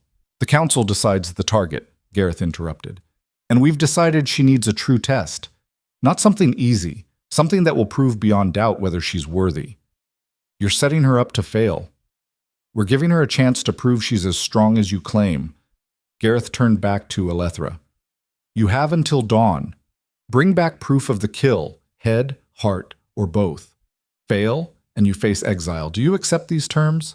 She could feel Kael's anger radiating off him in waves, could see the trap clearly. They'd chosen the most dangerous prey possible, hoping she'd die or fail, and they'd be rid of her. She should be terrified. Instead, she felt cold calm settle over her. I accept. Gareth held out the fur. Scent your prey, then run. She took the tuft and inhaled deeply. The smell hit her like a physical blow, wild, rotten, death. Her wolf snarled recognition. Predator, threat, enemy, good. She didn't need something easy. She needed something that would push her, test her, force her to be everything Kael believed she could be. The trial begins now, Gareth announced. Run, little wolf, and pray you're fast enough. Elethra shifted. The transformation was instant, effortless. One moment human, the next moment wolf, all power and hunger and drive. She took off into the forest at a dead run, the scent of shadow bear burning in her nose. Behind her, she heard Kael's roar, fury at the council, at the impossible task they'd set. But she didn't look back. She had a hunt to finish, and failure wasn't an option. The deep forest was different from the rest of the territory. Darker, older. The trees grew so close their branches woven into a canopy that blocked moonlight. Everything smelled of decay and danger. Her wolf's instincts screamed at her to turn back, that this was a place wolves didn't belong. She ignored the warnings and kept tracking. The shadow bear's scent was hours old but clear enough. It had passed through here heading north toward the mountains. Big animal. Heavy. The impressions its paws left in soft earth were the size of dinner plates. She'd seen pictures of bears in books. This was something else. She ran for hours following the trail. Her wolf's stamina seemed endless. She could run like this forever, tireless, driven by instinct older than thought. Near midnight, the scent grew stronger, fresher. She was close. Elethra slowed, moving more carefully now. Stealth over speed. Her wolf's instincts guided her. Where to step to avoid breaking twigs, how to move with the wind so her scent wouldn't carry ahead. She crested a ridge, and there, in a small clearing below, she saw it. The shadow bear was massive, easily twice the size of a normal grizzly, with fur so dark it seemed to drink in light. Its claws were curved blades, its teeth like knives. It was feeding on something, a deer carcass torn apart with casual violence. As she watched, it paused, lifted its head, scenting. It had caught her smell. The bear turned, its eyes glowing red in the darkness, and let out a roar that shook the trees. Then it charged. Elethra barely had time to dodge before it was on her, a mountain of muscle and fur and killing intent. She rolled, felt claws rake across her shoulder, and came up snarling. The bear spun with impossible speed for something its size and lunged again. She met it head on, teeth and claws and fury. She fought like she'd been taught, fought like her life depended on it, because it did. The bear was stronger, but she was faster. It had size, but she had desperation. They tore into each other, blood flying, the clearing becoming a battleground. The bear caught her with a backhand that sent her flying into a tree. Impact drove the air from her lungs. She hit the ground hard, and the bear was on her, jaws going for her throat. She shifted. Mid-lunge, she transformed from wolf to human, suddenly small enough to slip under the bear's attack. Then shifted back, her jaws finding the bear's exposed throat, her teeth sinking deep. The bear thrashed, trying to throw her off. She held on, bit deeper, tasted hot blood flooding her mouth. The bear's movements grew weaker, slower. Finally, it collapsed. Alethra released her grip and staggered back, panting, covered in blood, hers and the bear's. Her shoulder was torn open. Her ribs were bruised again. Her entire body was one massive ache, but she was alive. And the shadow bear was dead. She shifted back to human, shaking, and stared at the massive corpse. She'd done it. Actually done it. Killed an apex predator alone on her first real hunt. Now she just needed proof. She shifted back to wolf and went to work, using her teeth and claws to separate the bear's head from its body. Gruesome. Necessary. When it was done, she grabbed the head in her jaws and began the long journey back. Dawn was breaking when she finally stumbled out of the deep forest into the gathering clearing. The pack was still there, waiting. All of them. Kale stood at the front, his face haggard, like he hadn't slept. When he saw her emerge, bloody, limping, but alive with the shadow bear's head in her jaws, his expression transformed into something between relief and pride and hunger. She dropped the head at Gareth's feet and shifted back to human. "Proof of kill," she rasped, her voice raw. "Do I pass?" Gareth stared at the massive bear head, his expression unreadable. The clearing had gone completely silent. Finally, he nodded. "You pass. The first trial is complete." The pack erupted into howls, approval, surprise, respect. Alethra swayed on her feet.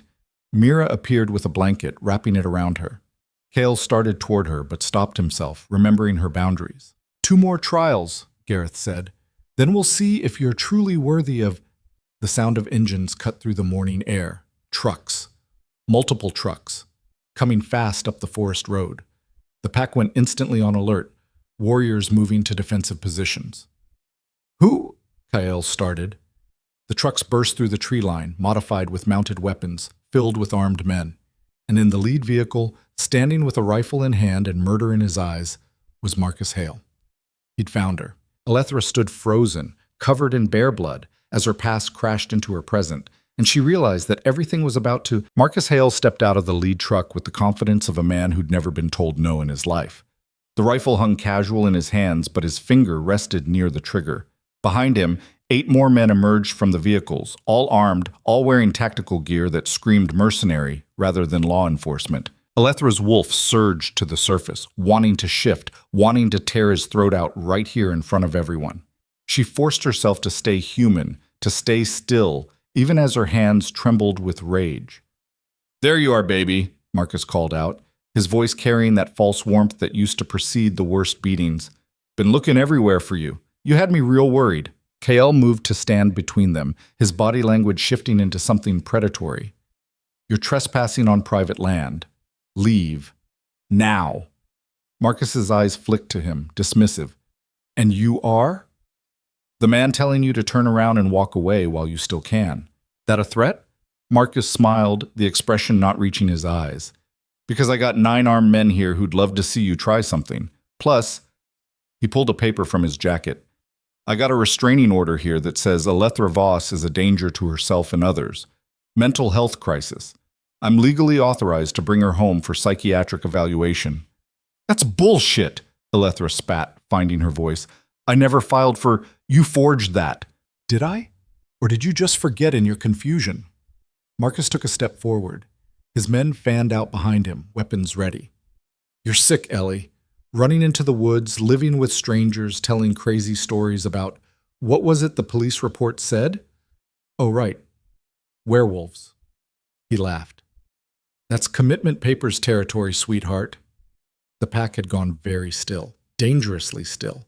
Alethra could smell their fury, could feel the violence coiling in the air like a living thing. "She's not going anywhere with you," Kael said, his voice dropping into alpha register. "Leave. Final warning." Marcus raised the rifle, aiming it at Kael's chest. "Or what? You gonna sick your little cult on me? Go ahead. My lawyers will have this place shut down and everyone here arrested before sunset." His finger moved to the trigger. "Now step aside. I'm taking my girlfriend home." "Ex-girlfriend," Alethra corrected, her voice steady despite the fear crawling up her spine. "I left you, Marcus. It's over." "It's over when I say it's over." The mask slipped for just a moment, revealing the rage beneath. "You don't get to just walk away from me. Nobody walks away from me. A low growl rippled through the pack.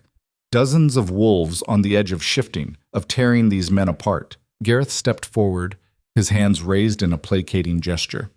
Gentlemen, let's all calm down. I'm sure we can resolve this peacefully. Who the hell are you? Marcus demanded. Elder Gareth. I represent this community's governing body. Gareth's tone was measured, diplomatic. Mr. Hale, you say you have legal documents. We'd be happy to review them. But brandishing weapons on private property is illegal. Lower your gun and we'll discuss this rationally. Marcus hesitated, then lowered the rifle fractionally. Fine, let's talk, but Ellie comes with me when we're done. That's non-negotiable. Everything's negotiable, Gareth said smoothly. Please, follow me to the keep. We'll review your documents in a civilized manner. Kyle looked at Gareth like he'd lost his mind. You can't be serious. I'm absolutely serious. We follow the law here, Alpha. Always. Gareth's steel eyes carried a warning. Come. All of you. The group moved toward the keep in tense silence. Marcus and his mercenaries in the center, surrounded by wolves barely containing their bloodlust. Elethra walked beside Kyle, acutely aware of how vulnerable she was. Still naked under the blanket, still bleeding from the shadow bear fight, still exhausted from a night of hunting. Marcus kept glancing at her, his expression shifting between false concern and barely concealed possession. You look terrible, Ellie. What have these people done to you? Nothing I didn't ask for. Really? Because you're covered in blood and can barely walk. That looked like a healthy environment to you. They entered the keep's great hall. Gareth gestured to the long table. Sit. Let me see these documents. Marcus handed over the papers with a smirk. Gareth studied them, his expression unchanging. Finally, he looked up. These are legitimate, filed 3 days ago in Millbrook County Court. Temporary psychiatric hold authorized by a judge who, he paused, who happens to be your uncle. How convenient. Family looking out for family. Nothing wrong with that. And these men? Gareth nodded toward the armed mercenaries. Security consultants, Marcus said smoothly. For everyone's protection. Elethra has been known to get violent when confused. I've never... Elethra started. You put me in the hospital 2 weeks ago, baby. Don't you remember? Broke my nose. Gave me a concussion. The police report's all in there. Marcus's performance was flawless. Concerned boyfriend dealing with a dangerous mentally ill partner. Elethra felt the pack's attention shift to her, questioning, doubting. He's lying, she said desperately. He's the one who put me in the hospital. Multiple times. Check the ER records. Already did, Marcus interrupted. Funny thing, your name shows up a lot. But you always said you fell, walked into doors, clumsy, right? He looked at Gareth. Classic abuse victim behavior.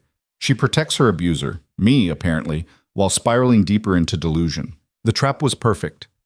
Every truth she'd told now sounded like the ramblings of someone mentally unstable.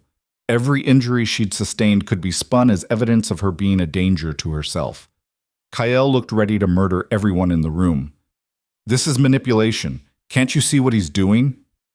What I see, Gareth said slowly, is legal documentation that appears valid, which means, technically, Mr. Hale has the right to... No. Cale's voice was absolute. She stays here. On what grounds? On the grounds that she's mine. The words came out savage, possessive. My mate, my pack, under my protection. And I don't give a damn about his forged papers. He's not taking her anywhere. Marcus's smile widened. Did he just say you're his mate? That you belong to him? He looked at Elethra with mock sympathy. Jesus, Ellie. You ran from one controlling asshole straight into another. That's sad even for you. The words hit harder than they should have. Because wasn't that exactly what she'd feared? That Kyle's mate bond claim was just another form of ownership? It's not like that, she said, but the words sounded weak even to her. No? He just told a room full of people you're his, that you belong to him. How's that different from what I supposedly did? Marcus was enjoying this, watching her doubt, watching the cracks form. At least I never pretended you were some mystical destined soulmate. I just loved you, wanted to take care of you, and you threw it all away for, what, some cult leader with a god complex? Enough. Lissa stepped forward, her mercury eyes blazing. You want to talk about abuse? Let's talk about the bruises she had when she arrived, the broken ribs, The split lip, the finger marks on her throat. All your work? She fell, Marcus said flatly. Down a cliff, according to the police report, running away from me in a confused state. I've been trying to find her for days, terrified she'd hurt herself worse. And now I find her here, with you people, covered in blood, and clearly traumatized. He turned to Gareth. I'm taking her home. Today. Now. You can either let me walk out with her peacefully, or I call the sheriff and we do this the hard way. Gareth was silent for a long moment. Then, KL. A word. Private. No. Whatever you have to say, now, Alpha. Unless you want to make this situation worse. They stepped into an adjoining room. Through the door, her enhanced hearing picking up every word, Elethra heard, You can't give her to him, Kale snarled. I'm not giving her to anyone. But we have to be smart about this. If we fight him, if we hurt him or his men, we expose ourselves. The entire territory. Centuries of secrecy gone because you can't control yourself. She's my mate. She's a new wolf who hasn't even completed the trials. Technically, she's not pack yet, which means she's not protected under our laws. Silence. Then Kael's voice, deadly quiet. What are you saying? I'm saying you need to choose, her or the pack. Because if you start a war over a human, she's not human. She's not pack either. Not yet. And if Marcus Hale brings law enforcement down on us, if we're exposed, hundreds of wolves lose their home, their safety, everything we've built. Gareth's voice softened. I know what she means to you, but you're Alpha. Sometimes that means making impossible choices. Footsteps. The door opened. Kyle emerged looking like something vital had been carved out of him. He met Elethra's eyes across the hall, and she saw it. The decision forming, the choice he was about to make. No, she whispered. Kyle, no. Mr. Hale. Kale's voice was empty, dead. Take your documents and leave. Elethra will make her own choice about whether to go with you. Marcus's smile was triumphant. Smart man. See, Ellie? Even your new boyfriend knows you belong with me. He's not my... She stopped, looked at Kyle. You're just giving up? After everything? I'm following the law, like Gareth said. He wouldn't meet her eyes now. You're not pack yet. Not my responsibility. The words were knives. Not pack. Not his responsibility. Translation. Not worth fighting for. Something inside her cracked. Not her wolf. That was snarling, raging, demanding she fight. No, the human part of her. The part that had started to hope. To believe that maybe she'd found somewhere she belonged. I see. Her voice came out flat. So all that talk about mates and destiny and forever? Just bullshit to get me into bed? Elethra. No. You know what? Marcus is right. You're exactly like him. Just better at hiding it. She turned to Marcus, her stomach churning. Fine. Let's go. Get me the hell away from here. Kale's face went white. You can't. Watch me. She started toward Marcus, every step feeling like walking through concrete. Marcus's hand closed around her arm, fingers digging in hard enough to bruise. Possessive, claiming. That's my girl. Always come back to me eventually. The pack was staring. Some looked relieved, problem solved without violence. Others looked disgusted. Sarah was crying silently. Lissa's expression was pure fury, but directed at Kyle, not Marcus. They made it 3 steps toward the door before the scent hit. Blood. Fresh blood. Elethra froze. Marcus hadn't let go of her arm, and now, this close, she could smell it clearly. Human blood. On his clothes. Under his nails.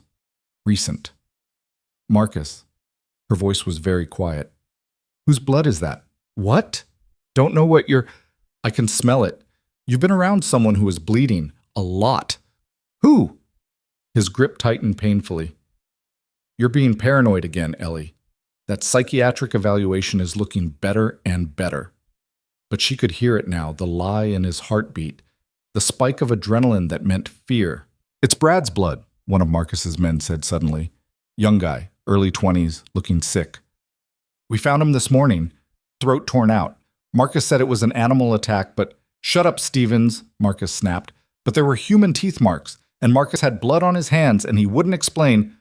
Marcus released Alethra and backhanded Stevens across the face. The young man went down hard. The hall exploded. Kael was moving before Alethra could blink, slamming into Marcus and driving him into the stone wall.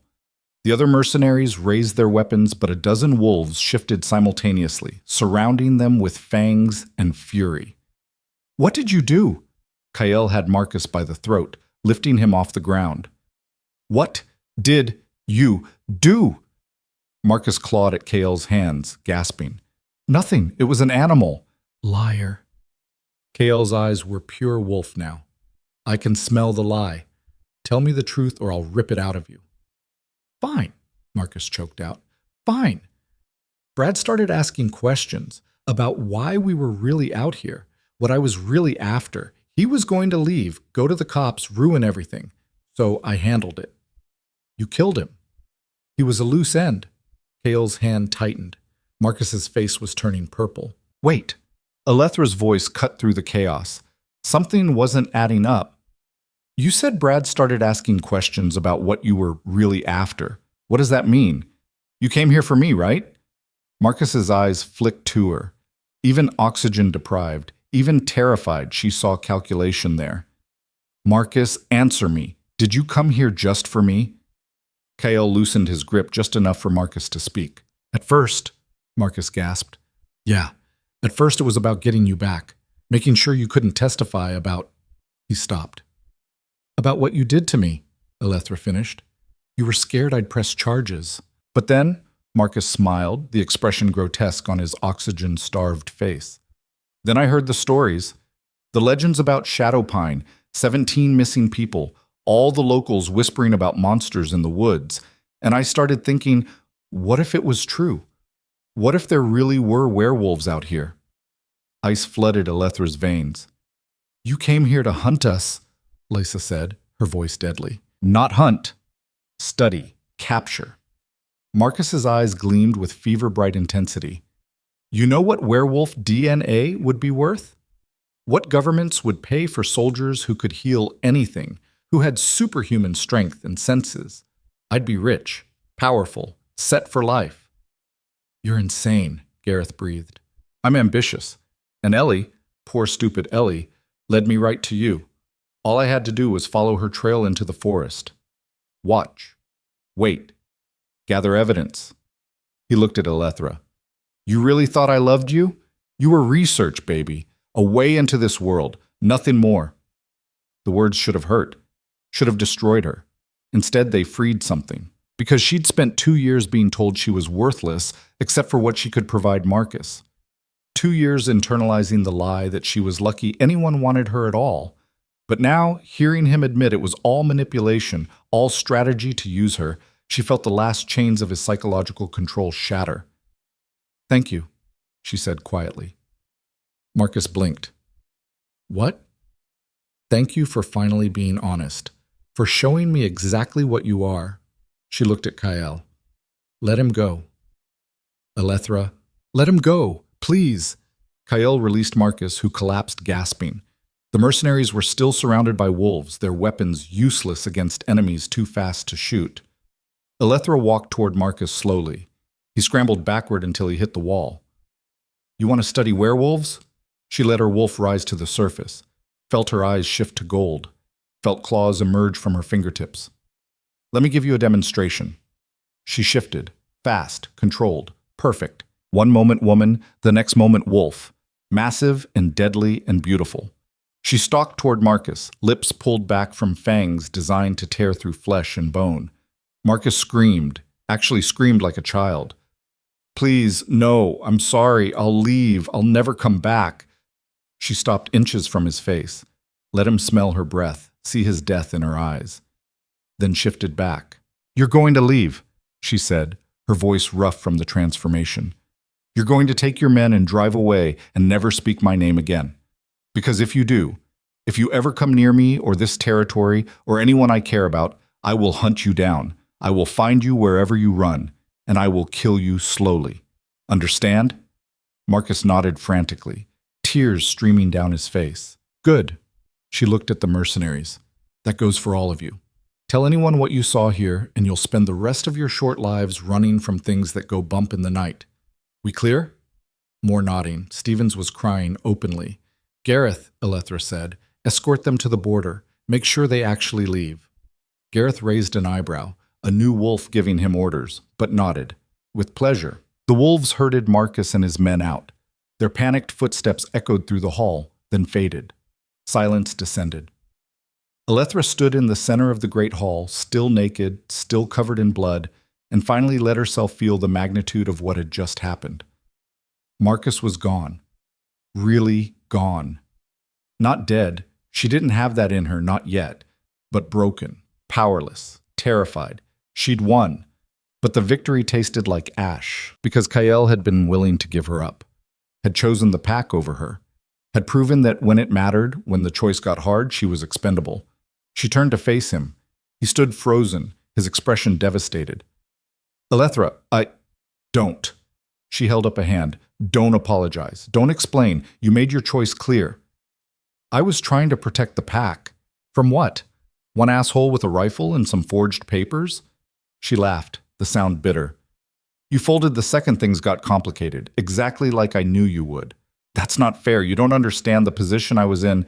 "I understand perfectly. The second I became inconvenient, you were ready to throw me away, just like Marcus, just like everyone." She walked toward the stairs. "I'm going to clean up. Then I'm finishing the trials. Not because I want to be pack, not because I give a damn about your approval, but because I started this and I don't quit." "Elethra, we're done, Kael. Whatever this was between us, whatever I thought it might become, it's over. You had your chance to fight for me and you chose not to." She paused on the first step. "I won't make that mistake again." She left him standing there, surrounded by his pack, looking like she'd driven a knife through his chest. Good. Let him hurt the way she was hurting. Bam. She made it to her room before the shaking started. Elethra collapsed against the door, sliding down to sit on the floor and let herself fall apart. Not crying. She was done crying over men who didn't deserve her tears. But shaking. Trembling with adrenaline and shock and the crash that came after survival. Marcus had never loved her, had been using her from the start. 2 years of her life given to someone who saw her as a means to an end. And Kael had been willing to hand her over, had chosen political convenience over protecting his supposed mate. Maybe she was the problem. Maybe she was fundamentally unlovable, fundamentally worthless, except for what she could provide others. No. Her wolf snarled disagreement. No, that was the lie, the old pattern trying to reassert itself. She wasn't worthless. She'd survived Marcus, survived the transformation, killed a shadow bear, faced down her abuser and won. She was strong, powerful, deadly, and she didn't need anyone, not Marcus, not Kael, not the pack, to validate that. A knock on the door. "Go away," she called out. "It's Sarah. Can I come in?" Elethra considered. Finally. "Fine." Sarah entered, carrying clean clothes and a first aid kit. Her expression was gentle but not pitying. "Thought you might want help cleaning up." "I'm fine." "You're bleeding from about 12 different wounds and you look like you fought a war. Let me help." Elethra didn't have the energy to argue. She let Sarah lead her to the bathroom, let her clean the worst of the blood away, let her tend the claw marks from the shadow bear. "That was incredibly brave," Sarah said quietly as she worked. "Standing up to Marcus, showing him what you really are. I should have killed him. But you didn't, because you're not a monster. You're just strong enough to be one if you need to be. There's a difference." They sat in silence for a moment. Then, "Kael's an idiot." Elethra laughed despite everything. "Yeah, he is. He was trying to do the right thing, trying to protect the pack. But he forgot that sometimes the right thing and the smart thing aren't the same." Sarah finished bandaging a particularly deep cut. "For what it's worth, I think he made the wrong choice. Doesn't matter now. Doesn't it? He's your mate, Elethra. The bond doesn't just disappear because you're angry. Watch me make it disappear." Sarah smiled sadly. "You can't force a mate bond to break. Believe me, wolves have tried. It's like trying to cut off your own arm. Technically possible, but you'll bleed out in the attempt. Then I'll live with it, but I don't have to act on it. True, you could spend the next few centuries ignoring the one person your soul recognizes as its other half. That sounds healthy. Alethra glared at her. Whose side are you on? Yours. Always yours. Which is why I'm telling you the truth, even when you don't want to hear it. Sarah stood. Get some rest. The second trial is tomorrow night. You'll need your strength. After she left, Alethra climbed into bed and stared at the ceiling. Tomorrow night. The combat trial. She'd have to fight members of the pack, prove her strength, her skill, her worthiness. Fine. She'd proven herself to Marcus, proven she wasn't the weak, helpless victim he'd tried to create. Tomorrow she'd prove it to the pack, and to Kyle. She'd show them all exactly what she was capable of when pushed too far. Her wolf purred agreement, hungry for violence, for the chance to prove dominance. Alethra closed her eyes and let that hunger grow. Tomorrow she'd stop being the woman who survived. Tomorrow she'd become the wolf who conquered. The next day passed in tense preparation. Sarah helped her train, running through combat forms, teaching her tricks for fighting opponents larger and more experienced. Mira checked her wounds, declared her healed enough to fight. Even Lissa stopped by with advice. Don't be afraid to fight dirty, Lissa said. Honor's great and all, but survival's better. You see an opening, you take it. Understand? I understand. Kyle stayed away. She didn't see him all day, though she caught his scent sometimes in corridors she'd just left. Following. Checking on her from a distance. Coward.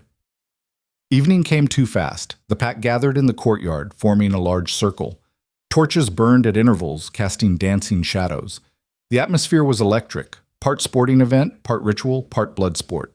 Gareth stood in the center. Alethra Voss, you stand before us to undergo the second trial, combat. You will face 3 opponents of increasing skill, win or submit. Lose consciousness or fail to rise within 10 seconds of being downed, and you fail the trial. Do you accept these terms? I accept.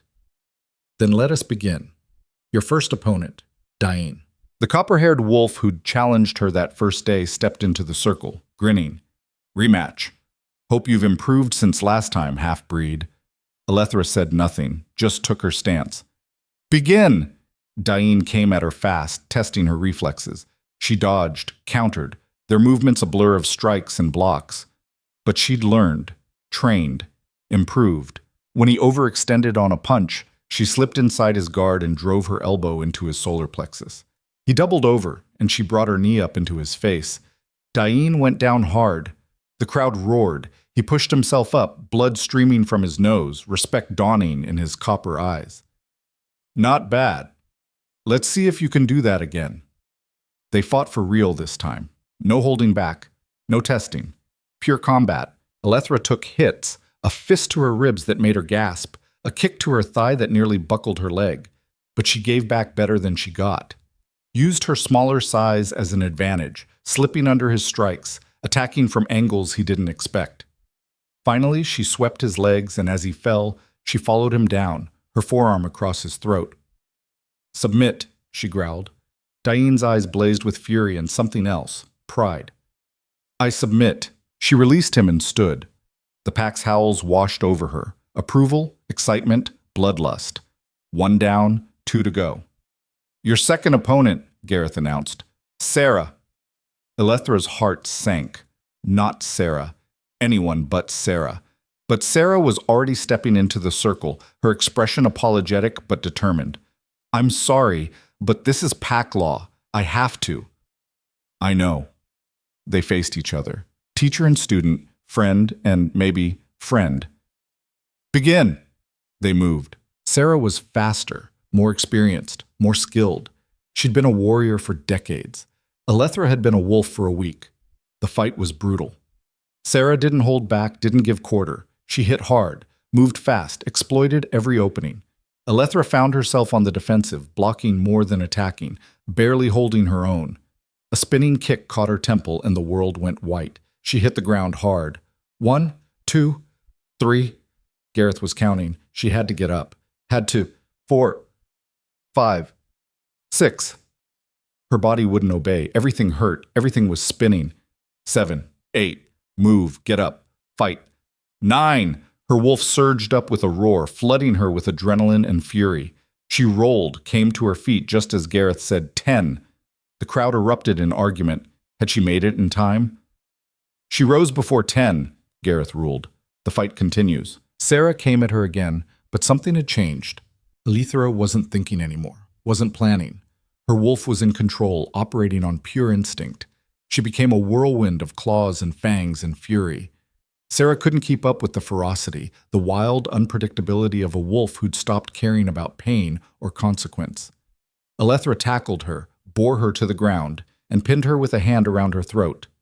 "Submit," she snarled, her voice more wolf than human. Sarah's eyes were wide, impressed, maybe a little scared. "I submit." Elethra released her and stood, chest heaving, blood dripping from a dozen small cuts. 2 down. The pack was silent now, watching her with new eyes. Not a weak half-breed anymore. A warrior, dangerous. "Your third opponent," Gareth said, his voice carrying weight. "By tradition, your final challenge should be against one of equal or greater rank. But given the circumstances, the council has decided, I'll do it." Kale stepped into the circle. "No. The Alpha himself," Gareth continued, "will be your final opponent." Elethra stared at Kael across the fighting space. He looked haggard, like he hadn't slept, but his eyes burned with intensity. "I don't want to fight you," she said. "I know, but you have to." He took a fighting stance. "And I won't hold back. I can't. Pack law demands this be a real test. You gave up on me yesterday. You don't get to test me now. I know, and I'll regret that choice for the rest of my life." His voice carried across the silent courtyard. "But right now, I'm not your mate or your friend or anything else. I'm the Alpha, and you need to prove you're strong enough to stand against me." Gareth raised his hand. "Begin!" Kale exploded into motion. He was faster than Sarah, stronger than Diane, more skilled than both combined. His first strike was a blur. She barely blocked it, and the impact sent shockwaves up her arms. They fought. Not sparring, not training, true combat. Every ounce of Kael's 200-plus years of experience against Elethra's week of training and pure stubborn will. He should have destroyed her in seconds, but she'd been underestimated her entire life. By Marcus. By the pack. By everyone who looked at her and saw weakness. She was done being underestimated. When Kael came at her with a combination that should have ended the fight, she didn't try to block. She dove forward, inside his guard, and drove her fist into his kidney. As he grunted in pain, she spun behind him and jumped onto his back, her arm wrapping around his throat in a chokehold. He reached back, grabbed her, and flipped her over his shoulder. She hit the ground hard enough to crack stone, but rolled with it, came up ready. They circled each other, both breathing hard. "You've gotten strong," Kael said. "Had to. You weren't going to protect me." The words hit like a physical blow. She saw him flinch. "Good." They collided again. Fists and elbows and knees, a brutal dance that left them both bleeding. The pack was howling now, caught up in the violence, the raw power of two predators fighting for dominance. Elethra felt her control slipping. Her wolf wanted out, wanted to shift and truly fight, tooth and claw. "Don't shift," Kael commanded, reading her intention. "Stay human. Prove you can control it. Don't tell me what to do." She lunged at him with everything she had left. Pure rage fueling her now. Rage at Marcus, rage at Kael. Rage at the universe for putting her through hell and expecting her to smile about it. Kael caught her wrist, twisted, and suddenly she was on her knees with her arm wrenched behind her back. "Submit," he said quietly. "No. Elethra, you've proven your point. You've proven you're strong. Submit with honor." "I said no." She threw her head back, catching him in the face. His grip loosened for just a second. Enough. She twisted free, spun, and drove her fist into his throat. Kael staggered back, gasping. The pack went silent. She'd struck the Alpha. In the throat. A killing blow if she'd meant it to be. Kael recovered, his eyes blazing gold. "Last chance. Submit or what? You'll actually fight me for real instead of holding back?" His expression shifted. "I'm not holding back." "Liar, I can feel it. You're pulling your punches because of the mate bond, because you feel guilty." She stalked toward him. Well, stop. Stop treating me like I'm fragile. Stop protecting me from consequences. I can take it. Something snapped in Kael's eyes. He moved. Before she could react, he had her lifted off the ground and slammed down onto the stone with enough force to drive the air from her lungs. He followed her down, pinning her with his full weight, one hand wrapped around both her wrists above her head, the other pressed against her sternum. She was completely immobilized, helpless. "Submit," he growled, his face inches from hers. Now. She should submit. She'd lost. He'd proven his dominance absolutely. Instead, she spit in his face. The courtyard gasped. Kael went very, very still. Then slowly, deliberately, he wiped the spit away. "I tried," he said quietly. "I tried to give you an honorable out. But you want to do this the hard way? Fine." He shifted his weight, pressing down harder, cutting off her air. "You're going to submit or you're going to pass out. Those are your options. Choose." Black spots danced at the edges of her vision. Her wolf was snarling, raging, demanding she fight back. But she couldn't move, couldn't breathe, couldn't... Her vision tunneled. "Elethra," Kael's voice from far away. "Don't make me do this, please. Just submit." She tried to speak, couldn't. Darkness was closing in. Somewhere in the distance she heard Mira shouting, heard the pack arguing, heard her own heartbeat slowing. The last thing she saw before consciousness fled was Kael's face above hers, twisted with anguish and regret.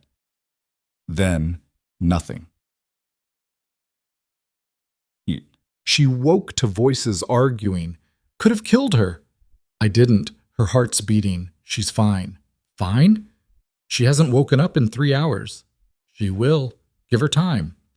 Elethra opened her eyes. She was in her room. Mira sat beside the bed, looking exhausted. Kael stood by the window, his back to her. What happened? Her voice was rough. They both turned. You passed out during the combat trial, Mira explained. Kael was choking you and you refused to submit, so I failed. No. Gareth's voice from the doorway. He entered, his expression grave. You didn't submit and you didn't surrender. The fight ended by incapacitation, which according to pack law means, he paused, means the Alpha's judgment decides the outcome. All eyes turned to Kael. He still wouldn't look at her. She passes. What? Elethra pushed herself up, ignoring the way her head swam. I lost. I passed out. You fought the Alpha to unconsciousness rather than submit. That's not weakness. His voice cracked. That's the most stubborn, brave, stupid thing I've ever seen. You pass. Gareth nodded slowly. Then it's decided. 2 trials completed. 1 remains, the oath of loyalty, to be administered tomorrow at sunset. He looked at Elethra. Rest well. Tomorrow you bind yourself to this pack permanently, or you walk away forever. He left. Mira squeezed Elethra's hand once, then followed, leaving her alone with Kael. Silence stretched between them. Finally she said, You should have let me fail. I couldn't. Why not? Would have solved all your problems. I'd be gone, exiled, no more inconvenient mate bond. Is that really what you think? He turned to face her finally. That I want you gone? You were ready to hand me over to Marcus yesterday. What else am I supposed to think? I was trying to prevent a war. His control snapped. You think I wanted to give you to him? You think it didn't kill me to stand there and watch him touch you, claim you, threaten you? I wanted to tear him apart. I wanted to... He stopped, breathed. But I'm Alpha. And being Alpha means sometimes sacrificing what you want for the greater good. The greater good, right, because I'm not part of that, not really. That's not what I said. You said I wasn't pack, that I wasn't your responsibility. Those were your exact words, Kael. Own them. He flinched like she'd struck him. I was wrong. I panicked. I made a choice out of fear instead of faith, and it was wrong. I know that now. Too late. Is it? Because you're still here, still fighting, still pushing to complete the trials. He moved closer. If you truly wanted nothing to do with me, with this pack, you'd have left already. But you're staying. Why? She didn't have an answer. Or rather, she had too many answers and none of them made sense together. Tomorrow night, Kael said quietly. You'll take the oath of loyalty. Bind yourself to this pack, to me, as your alpha. And once you do, there's no going back. You'll be pack for life, subject to our laws, our hierarchy, our bonds. He paused. But you'll also be protected, valued, home. Is that what you want? I don't know. Then figure it out. You have until sunset tomorrow. He walked to the door, stopped with his hand on the frame. For what it's worth, I hope you stay. Not because of the mate bond. Not because my wolf chose you, but because in 1 week you've become someone this pack needs. Someone I... He stopped himself. Just think about it. He left. Elethra lay in the darkness and tried to untangle the mess of emotions churning through her. Tomorrow she'd take an oath that would bind her to this place, these people, this life. Or she'd walk away, start over somewhere new, completely alone, neither human nor truly wolf, belonging nowhere. The smart choice was obvious. So why did it feel like choosing between drowning and burning alive? Her wolf had no doubts. This was pack. This was home. This was where they belonged. But her human heart, battered, scarred, terrified of being hurt again, screamed warnings. She closed her eyes and tried to sleep, but all she could see was Kael's face when he'd choked her unconscious. Not cruel, not enjoying it. Destroyed. Absolutely destroyed by what he had to. Morning came with blood on the wind. Elethra woke to screaming. Not human screaming, wolf screaming. The kind of sound that meant death was happening right now, violently, without mercy. She bolted from bed, shifted before her feet hit the floor, and crashed through the door in full wolf form. Her enhanced senses painted the scene in brutal clarity. Smoke, blood, gunfire, and underneath it all, a scent that made her hackles rise. Hunters. Not Marcus's mercenaries. Real hunters. Professional. Armed with silver bullets and weapons designed specifically to kill supernatural creatures. She raced through corridors filling with smoke, past wolves scrambling to defensive positions, following the scent of fresh blood toward the courtyard. What she found made her skid to a stop. Bodies. 3 wolves down, silver bullets in their chests, still twitching as the metal poisoned their systems. Mira was crouched over one, trying desperately to dig the bullet out before the toxin spread to the heart. Beyond the courtyard, the forest burned, actual fire spreading fast, driving the pack inward toward the keep. A killing box. Classic hunter strategy. Flush the prey into a confined space, then slaughter them. Kael stood in the center of the chaos, fully shifted, a massive black wolf coordinating the defense with snarls and howls that resonated with Alpha Command. He saw Elethra and his golden eyes flared, relief mixed with fury that she was here, exposed, in danger. She shifted back to human, ignoring her nakedness. How many? 20 plus, Sarah gasped, running past with medical supplies. Professional hunters. Someone told them exactly where to find us, exactly when we'd be vulnerable. Marcus. Had to be. Revenge for yesterday's humiliation. How did they get past the barrier? Elethra demanded. Someone invited them in. Lissa appeared, blood streaming from a gash on her shoulder. The barrier only stops uninvited humans. Someone with pack access must have... An explosion rocked the keep. Part of the eastern wall collapsed in fire and stone. They're trying to bring the whole structure down, Gareth's voice ragged with pain. The old wolf limped into view, his leg mangled. Force us into the open where they can pick us off. Kael shifted back to human, his body covered in soot and blood. Fall back to the inner sanctum. It's reinforced, defensible. We can hold there until... Until what? Diane snarled, appearing with a group of younger wolves.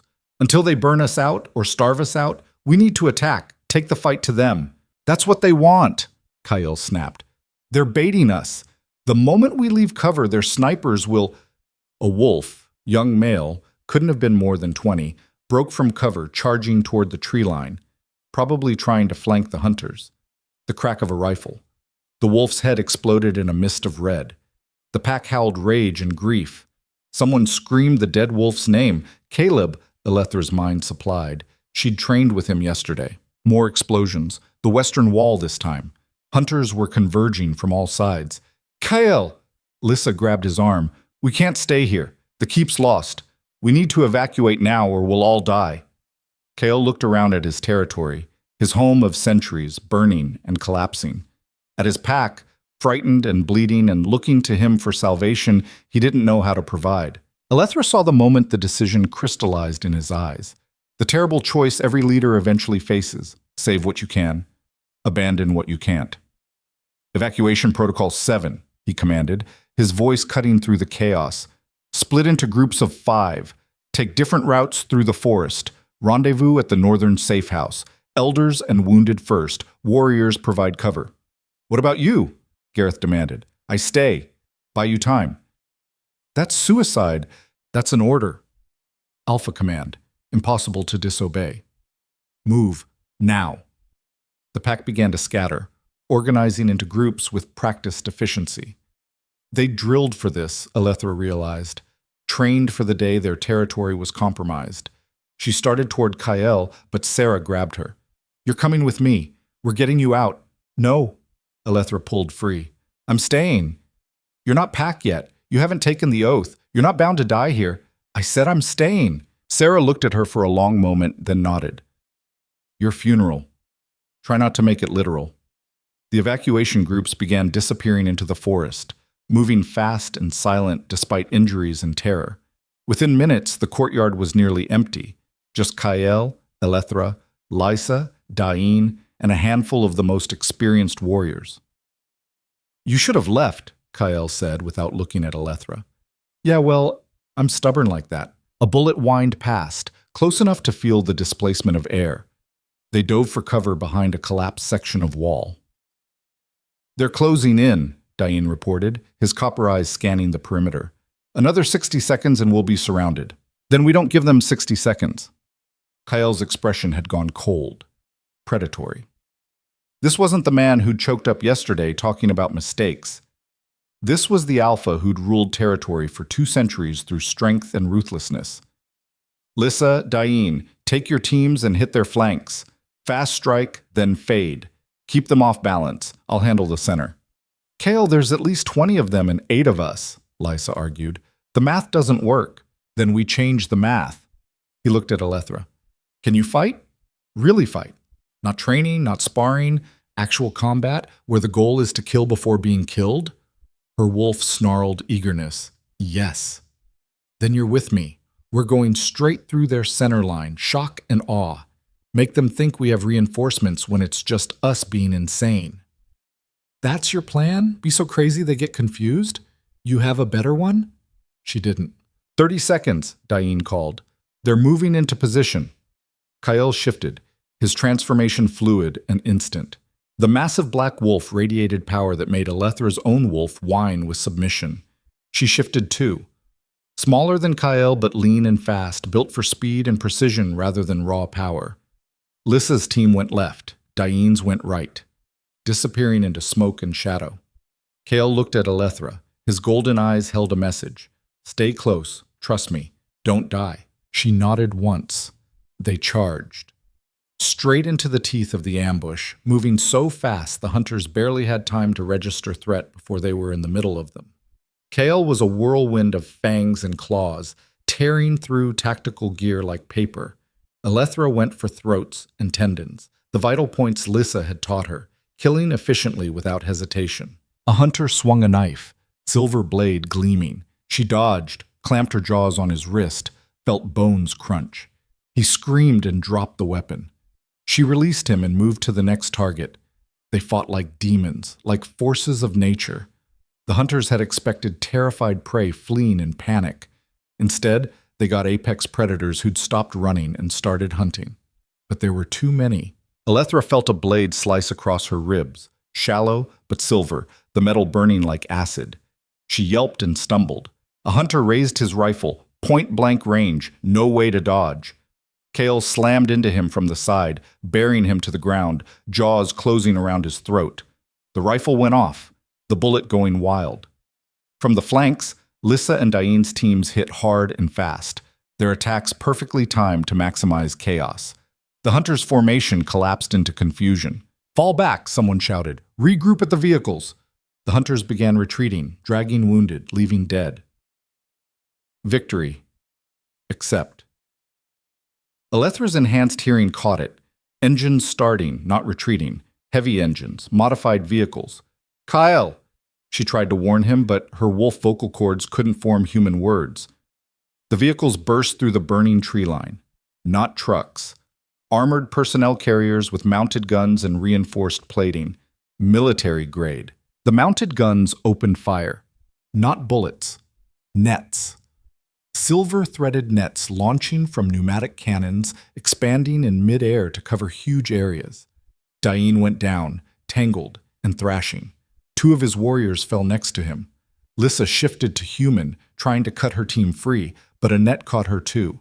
The silver burned on contact, raising blisters wherever it touched skin. Kale snarled orders. Fall back, get to cover, abandon the wounded if necessary. But the nets kept coming, hurting them, corralling them like animals. Alethra dodged one net, then another, her smaller size an advantage. She could slip through gaps the larger wolves couldn't, but there was nowhere to go. The vehicles had them boxed in, the keep burning at their backs, nets closing from all sides. A net caught Kyle. He thrashed, trying to tear through it, but the silver threads held. Smoke rose from his fur where the metal contacted skin. He shifted to human, thinking he could slip through the gaps, but the net contracted, wrapping tighter. Alethra ran toward him, but a hunter stepped into her path. Big man, scarred face, holding a silver-bladed spear. Not so tough now, are you? He thrust the spear at her. She dodged left, the blade missing by inches. Shifted to human mid-dodge, grabbed a rock from the ground, came up throwing. The rock hit him square in the temple. He staggered, and she was on him, clawing at his face, going for his eyes. He threw her off.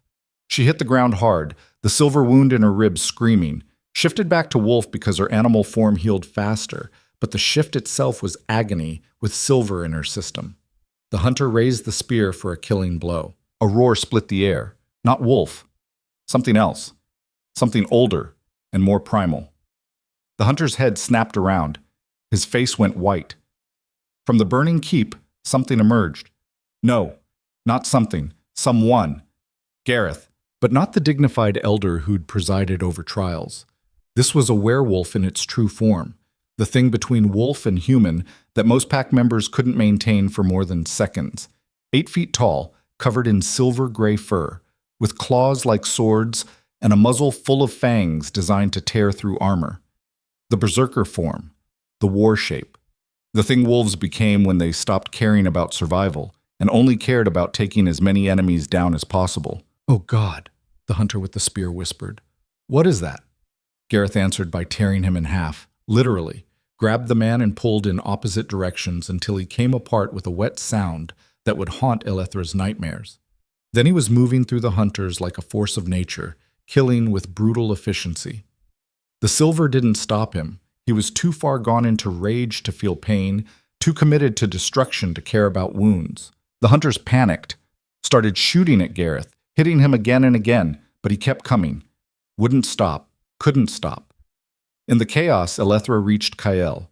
The net had contracted enough that the silver was burning through his skin, smoke rising from a dozen contact points. "Don't touch it," he gasped. "You'll burn too." "I don't care." She grabbed the net with human hands, ignoring the immediate searing pain, and pulled. The silver threads held. "Elethra, stop!" "Shut up." She pulled harder, her hands blistering, skin cracking and bleeding. The net gave slightly. Lissa appeared, her hands already burned from freeing her own team. Between them, they tore through enough threads for Kale to squeeze out. He emerged human, covered in burns and blood, but alive. Around them, Gareth's rampage continued, but he was slowing. Too many bullets, too much silver. Even berserker rage had limits. A hunter with a rocket launcher appeared on top of one of the vehicles. "No!" Kyle screamed. The rocket launched. Gareth turned at the last second, saw it coming, and smiled. Like he'd been waiting for this. Like dying in battle was exactly what he'd wanted. The explosion consumed him. When the smoke cleared, there was nothing left but scorched earth. The pack howled. Grief and fury combining into a sound that shook the forest. But Gareth's sacrifice had bought them time. The hunters were retreating for real now, terrified of what else might emerge from the burning keep. "Count off, she!" Kael commanded, his voice rough. Sound off if you're alive. One by one, the survivors called out. Lisa, Diane, Sarah, others. 12 voices. 12 out of nearly 50. The others made it out, Lissa said, reading Kael's devastated expression. The evacuation groups. They're safe. Gareth's dead. Kael's voice was flat, hollow. The keep is destroyed. Our territory is compromised, and hunters know exactly where to find us. He looked at what remained of his pack. We've lost. No. Elethra stepped forward. We've lost a battle, not the war. There is no war. We're finished. We have to scatter, find new territories, start over. Or we hunt them. Every eye turned to her. They came here to exterminate us like animals. Let's show them what happens when the animals fight back. That's suicide, Diane said, but his copper eyes gleamed with interest. So was staying to fight just now. We did it anyway. Elethra looked at each of them. These hunters don't know what we are. Not really. They think we're mindless beasts. Let's prove them wrong. Let's be tactical, strategic. Let's use everything they underestimate about us and ram it down their throats. Kael stared at her. You want to go on the offensive.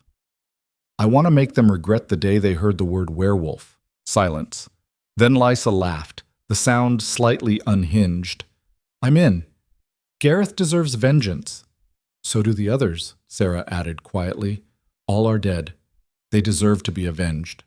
More voices. Agreement spreading through the group. Kael looked around at his battered, bleeding, furious pack. Then at Elethra, this woman who'd been wolf for barely a week and was proposing they launch a counterattack against professional hunters. You're insane, he said. Learn from the best. She met his gaze. You said yesterday that being alpha means making impossible choices. Well, here's mine. I'm hunting these bastards whether you come with me or not. You haven't taken the oath yet. You're not pack. You don't have to... I know. She stepped closer, close enough to smell the blood and smoke on his skin. But I'm choosing this. Choosing you. Choosing them. She indicated the watching pack. Not because of destiny or bonds or any of that mystical crap. Because it's right. Because they're my people now, even if the oath hasn't made it official. Something shifted in Kael's expression. The hollowness faded, replaced by determination and something else. Hope. You're absolutely insane, he repeated. Is that a yes? He looked at the pack. All in favor of Elethra's insane counterattack plan. Every hand raised, every voice howled agreement. Then we hunt. Kael's voice was steel. But we do it smart. Lissa, take a team and trail the hunters. Find out where they're staging from. Diane, inventory our weapons. Whatever survived the fire, we use. Sarah, tend the wounded and get them mobile. We move in 1 hour. The pack scattered to their tasks, energy and purpose replacing despair. Kael grabbed Elethra's arm. A word. Private. He pulled her away from the others into the shadow of a half-collapsed wall. His eyes were blazing. What you just did, taking charge, inspiring the pack, giving them hope when I was ready to surrender, that's Luna behavior. That's what a pack leader does. You were being exactly what I knew you could be. His hands framed her face, ignoring the blood and soot. I'm sorry, for yesterday, for choosing fear over faith, for making you think you weren't worth fighting for when you're worth fighting armies for. Kael, let me finish. When those hunters had you cornered, when I saw that spear aimed at your heart, I realized something. The pack matters. The territory matters. But you, his thumbs traced her cheekbones, you matter more. If I have to choose between keeping you safe and keeping my position as alpha, I choose you, every time, without hesitation. Her breath caught. That's a terrible leadership strategy. Probably. But it's the truth. He leaned his forehead against hers. After we survive this, and we will survive this, I'm going to spend the rest of my very long life proving to you that you can trust me, that I won't fail you again. Deal? She should pull away, should maintain distance, should remember that trusting people always ended badly. Instead, she kissed him, hard and desperate and tasting of blood and smoke and survival. His arms wrapped around her, pulling her tight against him, and for just a moment the war and the death and the impossible odds faded. Just two people who'd found each other against all logic, holding on while the world burned. When they broke apart, both breathing hard, she said, "One condition." "Name it." "After this, after we win, you take me on an actual date. No pack business, no alpha duties, just you and me figuring out if this thing between us is real or just wolf biology." He laughed, the sound raw but genuine. "You're planning our first date while preparing for a battle we'll probably die in. That's so perfectly you. Do we have a deal or not?" "Deal." He kissed her again, softer this time. "But for the record, I already know it's real. Have since the moment I found you bleeding in my forest." Romantic. "I'm a werewolf, not a poet." Lissa's voice cut through the moment. "Hate to interrupt the mating ritual, but we've got movement. The hunters aren't retreating, they're regrouping, half a mile out and setting up a perimeter." Kael and Elethra broke apart. "They're planning to siege us," Dain called, jogging over. "Wait us out until we're weak from wounds and hunger, then move in for the kill." "How many?" Kael asked. 40, maybe 50. More arriving by the hour. Lissa's expression was grim. "Word's out. Hunters from 3 states are converging. They're calling it the Shadowpine Purge, planning to wipe us out completely." Elethra felt her wolf surge with fury. "Let them come. We'll die if we try to fight them head on," Kael interrupted. 50 trained hunters with silver weapons versus 12 wolves, half of us wounded. The numbers don't work." "Then what do we do?" Sarah demanded. "Run? Scatter? Abandon everything?" Kael was silent for a long moment. Then, "We even the odds. Elethra, can you shift and hold partial form, claws and fangs while staying mostly human?" Yeah, I think so. Done it in training." "Good, because we're going to need opposable thumbs for what comes next." He looked at the group. "The hunters think we're animals, predictable, operating on instinct. We're going to use guns." Shocked silence. "Wolves don't use human weapons," Dain said slowly. "It's tradition. It's law." "Tradition and law won't mean much if we're dead." Kael's voice was hard. "Gareth's gone. The council's scattered. I'm Alpha, and I'm saying we adapt or we die. Anyone have a problem with that?" No one spoke. "The keep's armory," Lysa said. "If it survived the fire, we've got enough rifles and ammunition to arm everyone. Check it. Now. Dain, you're our best shot. Teach everyone the basics. Lissa, keep eyes on the hunters. I want to know the second they move." Kael turned to Elethra. "You're with me. We're going to prepare something special for our visitors." "What?" His smile was all teeth. "Traps. If they want to hunt wolves, let's show them what happens when the wolves hunt back." The next hour was controlled chaos. Dain ran a crash course in firearms, loading, aiming, firing. Most wolves had never held a gun, their enhanced strength and speed making them unnecessary, but desperate times. Elethra proved surprisingly good at it. Her wolf senses let her compensate for the weapon's recoil, track moving targets, calculate trajectories instinctively. "Natural killer," Dain observed, watching her put 3 rounds through a target's center mass. "Scary." "Thank you." Meanwhile, Kael and a team were rigging the forest with traps, deadfalls, pit traps, tripwires connected to improvised explosives made from keep supplies, turning their territory into a kill zone. Sarah worked on the wounded, getting them stable enough to fight or evacuate. 3 were too injured. She sent them north with one of the healers to meet up with the evacuation groups. That left 9. 9 wolves against an army of hunters. The sun was setting when Lysa returned from reconnaissance. "They're moving in," she reported. 3 groups, 20 hunters each, converging from east, west, and south. Professional formations, silver rounds, combat experience. They'll be in position to attack within the hour. Kael gathered everyone. 9 exhausted, wounded, terrified wolves looking to him for a miracle. "Here's how this works," he said, his voice carrying absolute confidence even though Elethra could smell the fear underneath. "We split into 3 teams. Each team takes a direction. We use the traps to thin their numbers, then hit fast and fade. Guerrilla tactics. Make them afraid of the dark." "And if that doesn't work," someone asked, "then we make sure they remember us. Every hunter we take down is one less who can hunt other wolves. We're not just fighting for ourselves, we're fighting for every pack and every territory who will be targeted if these hunters succeed." He assigned teams, Lissa taking east with Sarah and 2 warriors, Diane taking west with 3 more, Kale taking south with Elethra. Why south? Elethra asked quietly as they moved into position. Because that's where their commander will be. The one calling shots. We take him out, their coordination collapses. Kyle checked his rifle, the sight of an alpha-wielding human weapon still strange. Also because it's the most dangerous approach, and I want you where I can protect you. I don't need protection. I know, doesn't mean I won't provide it anyway. They settled into position among the trees, watching the hunters advance through the twilight. 20 men in tactical gear, moving in practice formation, weapons ready. The lead hunter stepped on a tripwire. The explosion was beautiful.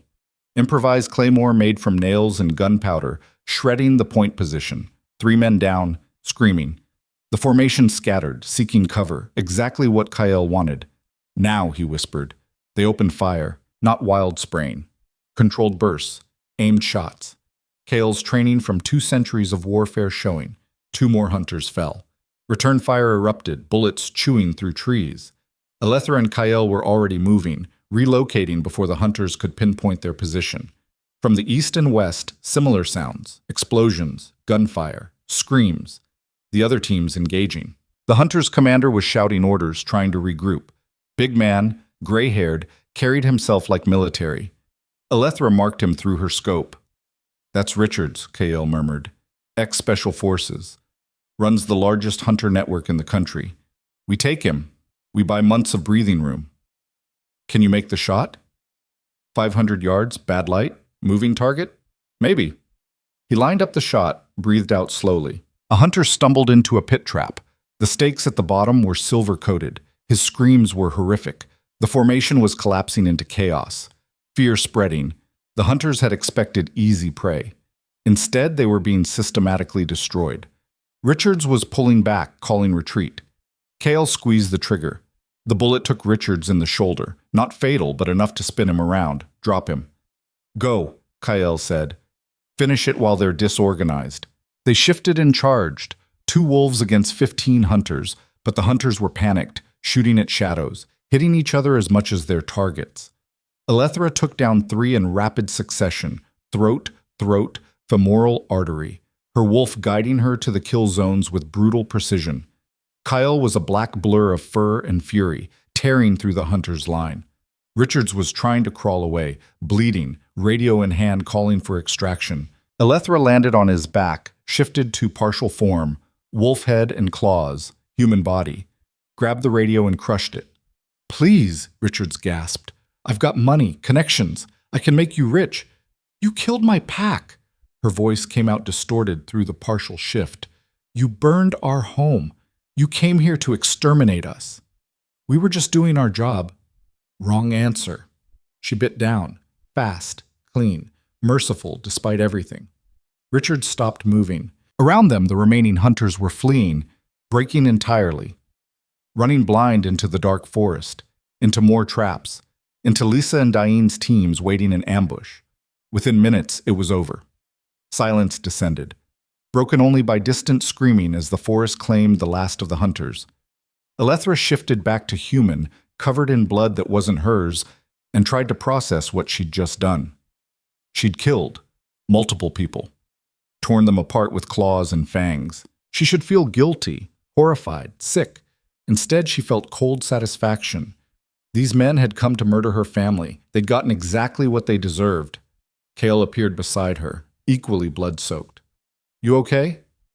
I just killed people. You defended your pack. There's a difference. Is there? Yes. He pulled her against him, heedless of the blood. They chose to come here, chose to wage war against us. You chose to survive, to protect those who couldn't protect themselves. That's not murder. That's justice. From the forest, howls rose, victorious, triumphant. They'd won. Against impossible odds, they'd actually won. But Elethra could hear the sirens in the distance. More vehicles approaching. Reinforcements, maybe, or law enforcement responding to the explosions and gunfire. We need to move, Lysa said, emerging from the trees with her team. All alive, all blood-splattered. Clean up what we can and disappear before authorities arrive. Agreed. Everyone who can walk, help with the wounded. We're heading north to the safe house, regrouping with the others. Kale looked around at the battlefield. Dead hunters, burning forest, the ruins of the keep. This territory is lost, but we're alive. That's what matters. They gathered the survivors and began the trek north, leaving Shadowpine behind. Alethra walked beside Kyle, exhaustion making her stumble. He caught her, kept her upright. "You were right," he said quietly, "about fighting back, about making them regret coming after us. If you hadn't pushed for the counterattack, we'd all be dead or scattered." "Don't make me a hero. I was just angry." "Sometimes anger is exactly what's needed." He paused. "Alethra, about the oath of loyalty. You never got to take it. The third trial was supposed to be tonight, but we were too busy fighting for our lives." "Yeah. Which means technically, you're still not Pack. You're not bound by our laws or hierarchy. You could walk away right now and no one could stop you." She looked at him. At this man who'd saved her, who'd trained her, who'd choked her unconscious rather than watch her throw away her pride, who'd chosen her over Pack tradition when it mattered. "Do you want me to walk away?"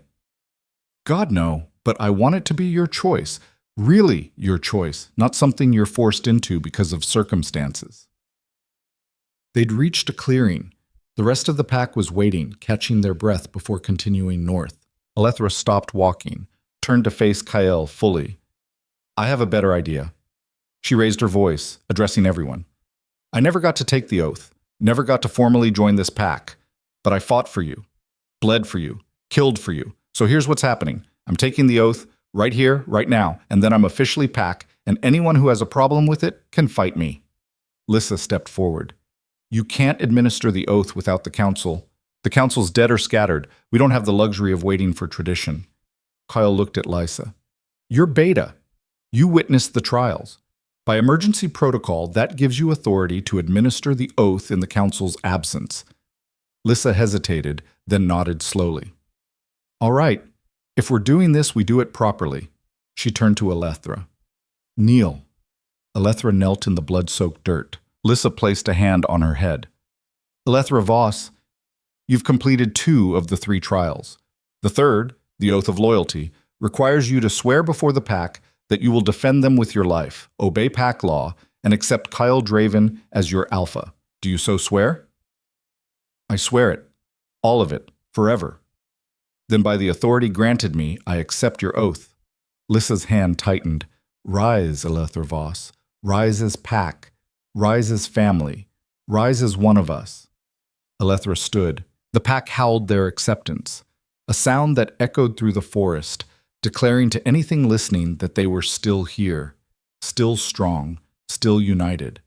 Kale pulled her into an embrace that was more collision than hug, his face buried in her neck. "Mine." He breathed against her skin. "Finally, officially, mine." "Ours," she corrected. "We're each other's. That's how this works." He pulled back enough to kiss her, hard and claiming and desperate. When they broke apart, his eyes were pure gold. "After we get to the safe house. After we regroup and tend the wounded and make sure everyone's safe." His voice was rough with promise. "We're completing this bond, properly. No more interruptions, no more waiting." Heat flooded through her. "Is that an alpha command? It's a request from a male who's been patient for 200 years and just found the one person worth breaking for." "Romantic," she managed. "I'm trying." Lyssa cleared her throat. "As touching as this is, we need to keep moving. The law enforcement response is going to be massive, and we need to be gone before they arrive."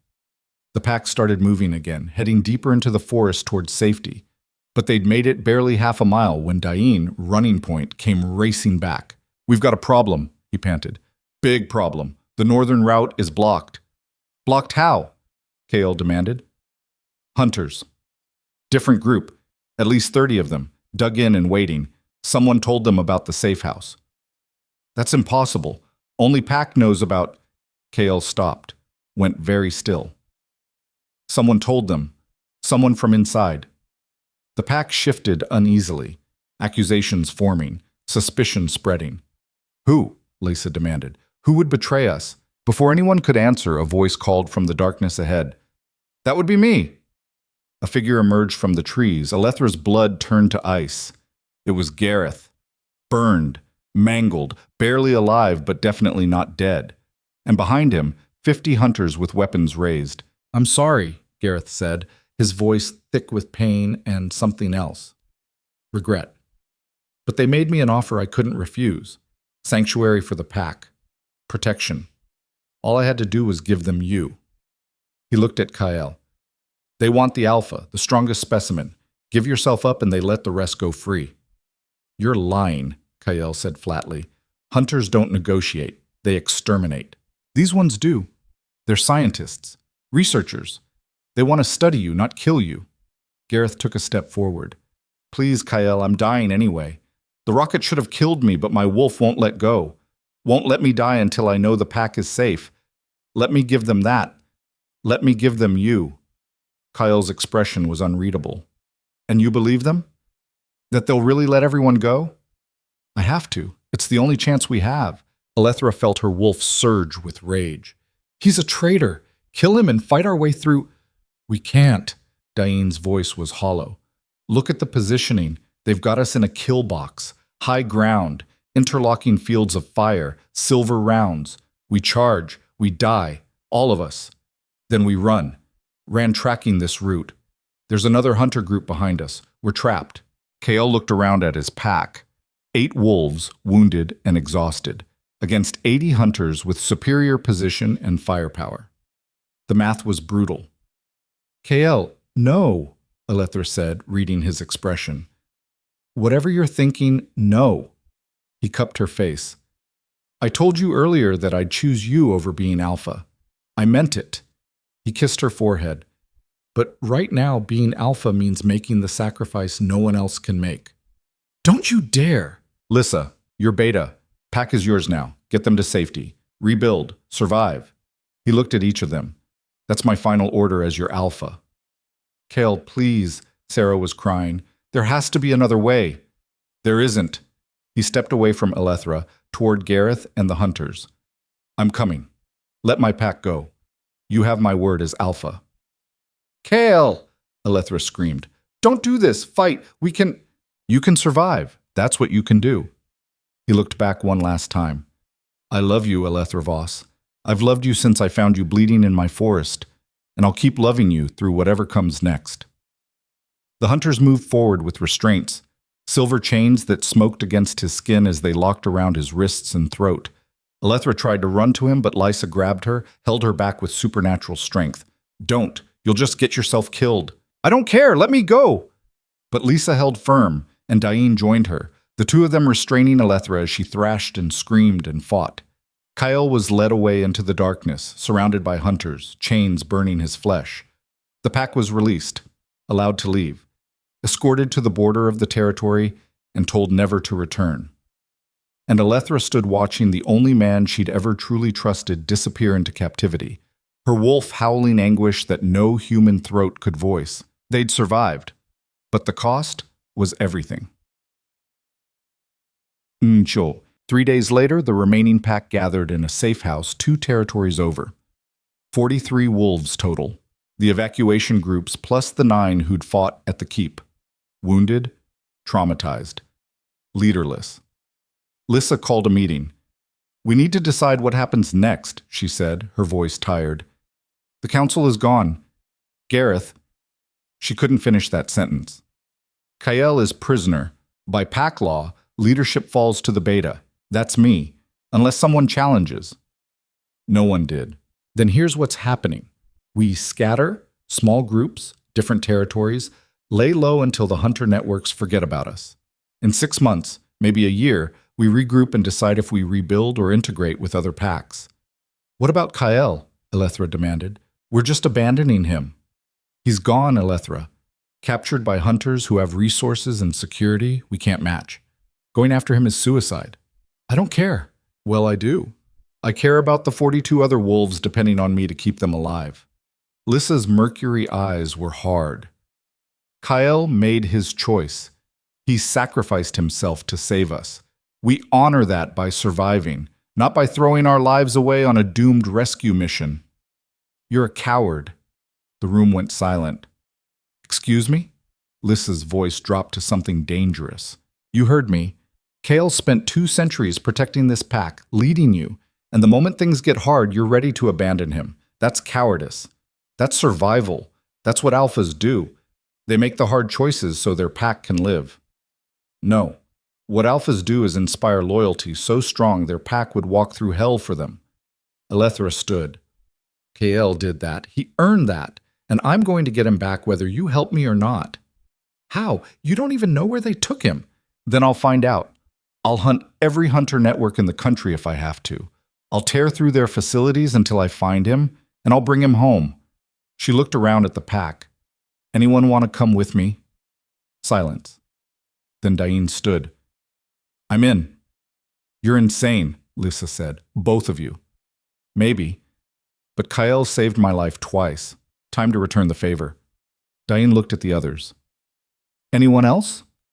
Sarah stood. I'm in. 2 more wolves rose. Young, barely out of their teens, but their eyes burned with determination. That's it? Elethra looked at the others. 5 of us against God knows how many hunters and facilities? It's enough, Dain said. David beat Goliath with less. Lissa shook her head. You're going to die. All of you. Probably. Elethra met her eyes. But at least we'll die trying. Can you say the same? She left before Lissa could answer. The 5 of them packed supplies, took weapons, prepared for what would probably be a suicide mission. As they were leaving, Lissa caught Elethra's arm. He'd tell you not to do this. Kale, he'd order you to stay safe. I know, but I'm not good at following orders. Elethra pulled free. Take care of the pack, Lissa. Keep them safe. Because when I bring Kyle back, he's going to want a pack to come home to. When, not if. When, Elethra confirmed. I didn't survive everything I survived just to lose him now. She walked out into the night with her small team, heading toward a fight they probably couldn't win.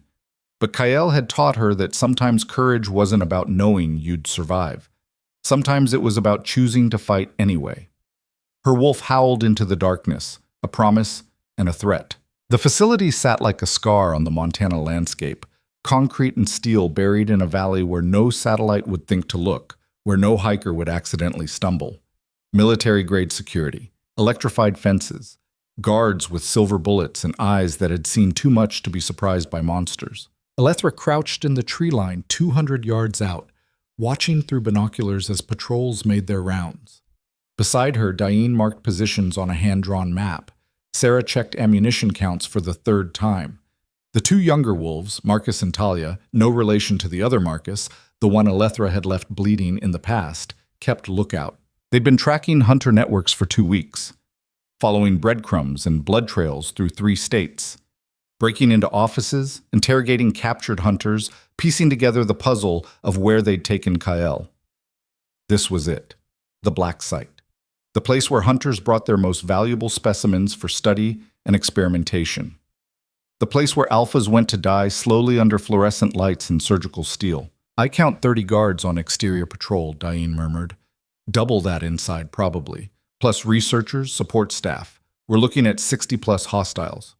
5 of us, Marcus said, his young voice trying for confidence and landing somewhere near terror. Great odds. We've faced worse, Elethra lied. They hadn't. This was suicide wrapped in determination. The shift change happens in 20 minutes, Sarah said, checking her watch. That's our window. Chaos during handoff, attention divided. We go in fast, find Kyle, get out before they can coordinate a response. And if he's already dead? Talia asked the question they'd all been avoiding. Elethra's jaw clenched. Then we burn this place to the ground and make sure no other wolf ever ends up here. They'd planned this for days. Memorized blueprints stolen from a hunter's laptop, identified weak points in the security, prepared explosives and distractions and contingency plans for when everything went wrong, because it would go wrong. These things always did. The shift change began. Guards rotating positions, new personnel arriving, momentary confusion in the patterns. Now, Elethra whispered. They moved. 5 wolves in human form, armed with stolen weapons and borrowed courage, crossing open ground in the dying light. They made it to the fence before anyone noticed, wire cutters making short work of the chain link, slipping through the gap. An alarm shrieked. So much for stealth. Plan B, Diane shouted, shifting to partial form, claws and fangs while maintaining human body. Fight through! They crashed through the front entrance, Alethra leading with a shotgun she'd taken from a hunter 2 days ago. The lobby guards barely had time to register threat before she was firing, silver buckshot at close range, dropping them like stones. More guards poured from side corridors. The team scattered, each taking a direction, sowing chaos. Alethra headed down, following her nose. Beneath disinfectant and fear, she could smell wolf, injured wolf, bleeding wolf. Kyle. She tore through 2 more guards, her wolf so close to the surface that her eyes glowed gold and her teeth were elongating. Downstairs, through corridors lit by emergency lighting, past cells holding things she refused to look at too closely. The smell grew stronger. She rounded a corner and there, reinforced door, silver-lined, with a small observation window. Through the glass, she saw him. Kyle was chained to a medical table, silver restraints burning into wrists and ankles and throat. His body was a canvas of wounds, surgical incisions, injection sites, burns from silver exposure. Machines monitored his vitals, pumped drugs into his system, kept him hovering in that space between consciousness and oblivion. Rage exploded through Alethra so completely that she didn't remember shifting, didn't remember tearing through the door like it was paper, didn't remember killing the 2 researchers inside. She only came back to herself when she was human again, covered in their blood, fumbling with the locks on Kyle's restraints. Alethra? His voice was a rasp, broken from screaming. You're not real. You're another hallucination. They keep showing me you dying, and I'm real. She got one wrist free, the silver restraint clattering to the floor. Started on the other. I'm here. I'm real. Touch me. His free hand reached up, trembling, touched her face. His eyes widened. You shouldn't be here, he breathed. It's a trap. They wanted you to come. They're using me as bait to... The door behind her slammed open. Alethra spun, putting herself between Kale and the threat. A woman stood in the doorway. 50s, silver hair pulled back severe, white lab coat over tactical gear. She held no weapon, but her eyes promised violence. Alethra Voss, the woman said calmly. Subject 17, we've been expecting you. Get away from him. I'm afraid I can't do that. You see, Alpha Draven has been quite valuable to our research. His regenerative capabilities alone have advanced our understanding of genetic manipulation by decades. The woman stepped into the room. But we need more data. Specifically, we need to understand the mate bond, how it forms, how it influences behavior, how to break it. You're insane. I'm scientific, there's a difference. She pulled a syringe from her pocket. The liquid inside glowed faintly silver. This is concentrated silver solution. Inject it directly into the mate bond center of the brain, and we can sever the connection between bonded pairs. Theoretically, we need test subjects to confirm. Alethra's wolf snarled. You're not touching him. I wasn't planning to. He's the control group. The woman smiled. You're the test subject. Guards flooded the room, 8 of them, all armed, all aiming at Alethra. Shift and we shoot, fight and we shoot, run and we shoot, the woman continued. Or you can cooperate. Let us study you. Let us understand what you are. And maybe, just maybe, when we're done, we'll let you both go. Liar. Probably, but it's the best offer you're getting, she gestured to the guards. Restrain her. They moved forward. Alethra shifted, not to wolf, to the berserker form, the war shape Gareth had used in his final stand. 8 feet of muscle and rage and claws like swords. She killed 3 guards before they could fire, tore through them like they were nothing. The others opened up with their weapons, bullets punching through her body, but the pain only made her angrier, made the wolf stronger. She was going to die here. She knew that, could feel her body failing, too much damage, too much silver, but she'd die making sure they never got to experiment on Kyle again. The last guard fell. Alethra collapsed, the berserker form fading, leaving her human and broken on blood-slick tile. She tried to stand. Couldn't. Too much blood loss. Too much damage. The woman with the syringe was still alive, backing toward the door. Remarkable, she breathed. The mate bond triggers protective aggression beyond even normal wolf parameters. We'll have to account for that in future. Kale's hand shot out, grabbed her ankle, yanked. The woman went down hard. The syringe flew from her grip, shattered against the wall. He'd freed himself somehow, broken the remaining restraints through sheer desperate strength. He was on her in a heartbeat, his hands around her throat. "You tortured me for 2 weeks," he said, his voice empty of emotion. "Cut me open, burned me, tried to break me. I survived because I knew she was out there, knew she'd be safe." His grip tightened. "But you brought her here, put her in danger, hurt her." "Please," the woman choked out. "You wanted to study wolves? Let me teach you something. We protect our mates, always, no matter the cost." His hands twisted. The crack echoed through the room. Kale dropped the body and crawled to Alethra, pulling her into his lap. His hands moved over her wounds, assessing damage. "You're shot," he said, his voice breaking. "Multiple times. Silver bullets. Alethra, why did you— You shouldn't have had to," she managed. "Couldn't leave you. You should have. You should have stayed safe with the pack and—" He stopped, pressed his forehead to hers. "You insane, stubborn, perfect woman. I love you so much it terrifies me." "Love you too." She coughed and tasted copper. "Sorry about the timing. Don't apologize. Don't you dare." He was crying now, actual tears cutting tracks through the blood and grime on his face. "Stay with me, please. We'll get you to Mira, get you healed. You just have to hold on." "Kyle," she touched his face. "I'm bleeding out. We both know it." No, you're Wolf. You heal. You just need time." "Don't have time." She could feel it, her heartbeat slowing, her vision tunneling, the silver poisoning spreading through her system. "Need you to know something. Save your strength. Shut up and listen." She smiled despite the pain. 2 weeks ago I was broken. Thought I'd never be whole again. Then you found me, saved me, gave me a reason to be strong. Her hand pressed against his chest, feeling his heart race beneath her palm. "Thank you. For everything. For showing me what real strength looks like. What real love looks like." "Alethra, please." Footsteps thundered in the corridor. Diane's voice. "Kale, where are you?"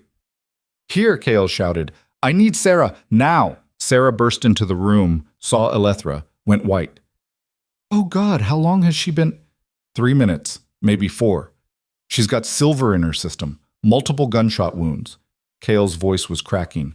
"Fix her, please. I'm begging you." Sarah dropped beside them, her healer's hands already moving, assessing.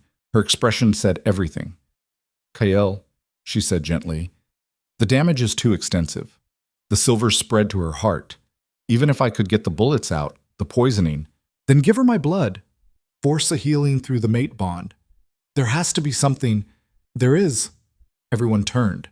Mira stood in the doorway, older and more tired than when Alethra had last seen her, but very much alive. Behind her stood Lysa and what looked like 20 more wolves. "The pack came," Mira said simply. "Lysa convinced them, said leaving an alpha behind was betrayal we couldn't live with." She moved to Alethra, her experienced hands replacing Sarah's. "Child, you're dying, but there's a way to save you. Dangerous, painful. Might leave you changed in ways you won't like." "Do it," Kyle said immediately.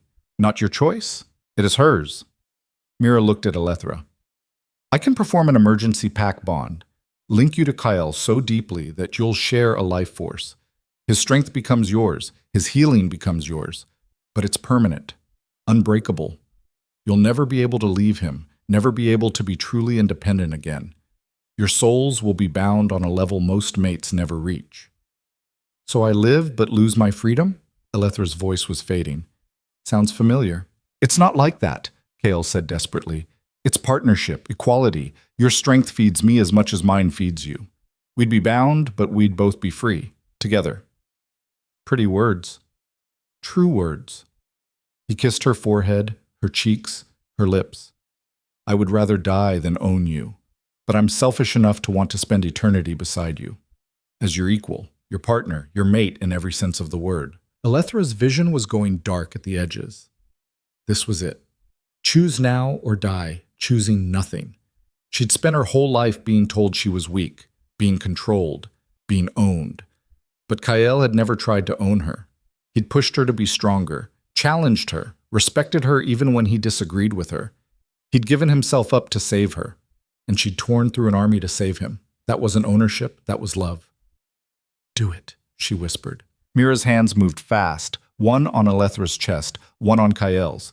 She began chanting words in a language older than English, older than Latin, ancient pack magic that tasted of moonlight and blood. Power surged between them. Alethra felt Kael's life force flood into her, his strength, his pain, his memories, his soul. And she felt hers flow into him, the two of them mixing and merging until she couldn't tell where she ended and he began. The silver burning in her veins met his healing factor and was destroyed. The bullets worked themselves out of her flesh as her body remembered how to be whole. The pain faded to bearable, then to nothing. When the magic released them, Alethra was breathing normally, heart beating steady, wounds closed to pink scars. She sat up slowly, testing her body. Everything worked. How do you feel? Mira asked. Alethra took inventory. Physically, she felt better than she had in weeks. But there was something else, a presence in the back of her mind. Kael. She could feel him like a second heartbeat, hear his thoughts like whispers, sense his emotions like they were her own. And he could feel her too. She saw it in his eyes, the wonder and the terror of being known so completely. It worked, she said. It worked, Mira confirmed. The bond is complete. You're mated in every way that matters. Lissa stepped forward. We need to move. We've got maybe 10 minutes before this facility's reinforcements arrive. Can you both walk?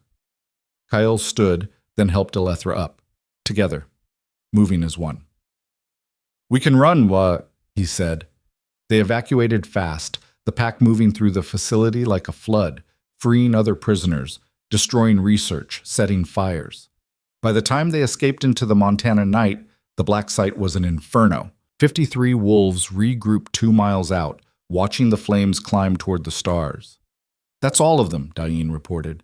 Everyone who was held there is free. And everyone who worked there is dead, Lissa added with grim satisfaction. Alethra stood with Kael's arm around her waist, his presence in her mind warm and steady. The pack spread out around them, wounded but alive, scattered but together. What now? Sarah asked. Shadowpine is gone. The keep is destroyed. Where do we go? All eyes turned to Kael. He looked at Alethra. Through the bond, she felt his question. What do you think? You're the alpha. You decide. We're equals now. We decide together. She considered the pack needed a home, safety, purpose. But more than that, they needed hope, the belief that they could rebuild, that losing everything wasn't the end. North, she said aloud.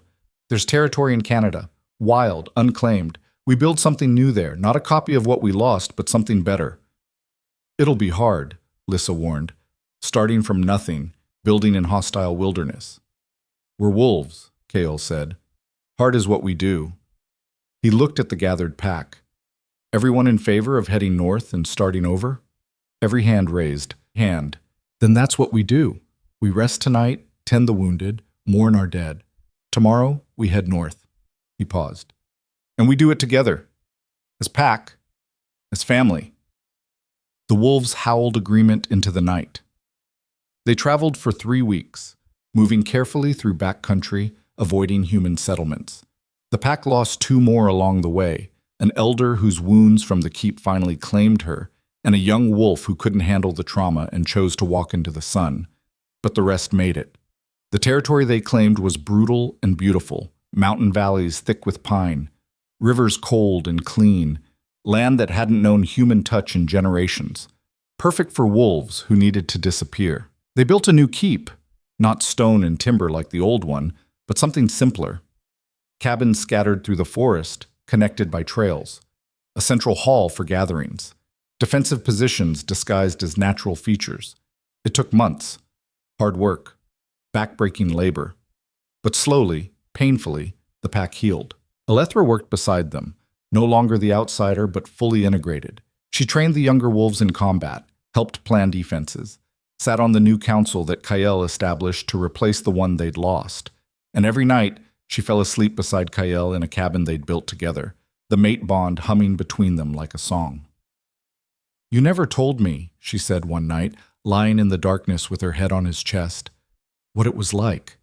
Being captured. Being held there. She felt him tense through the bond. Do you really want to know?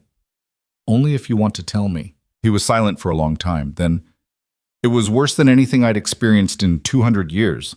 Not the physical pain. Wolves can handle that. But the helplessness.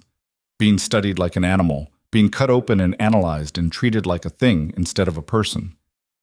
His arm tightened around her. And knowing that if I broke, if I gave them what they wanted, they'd come for the pack next. For you. But you didn't break. I came close.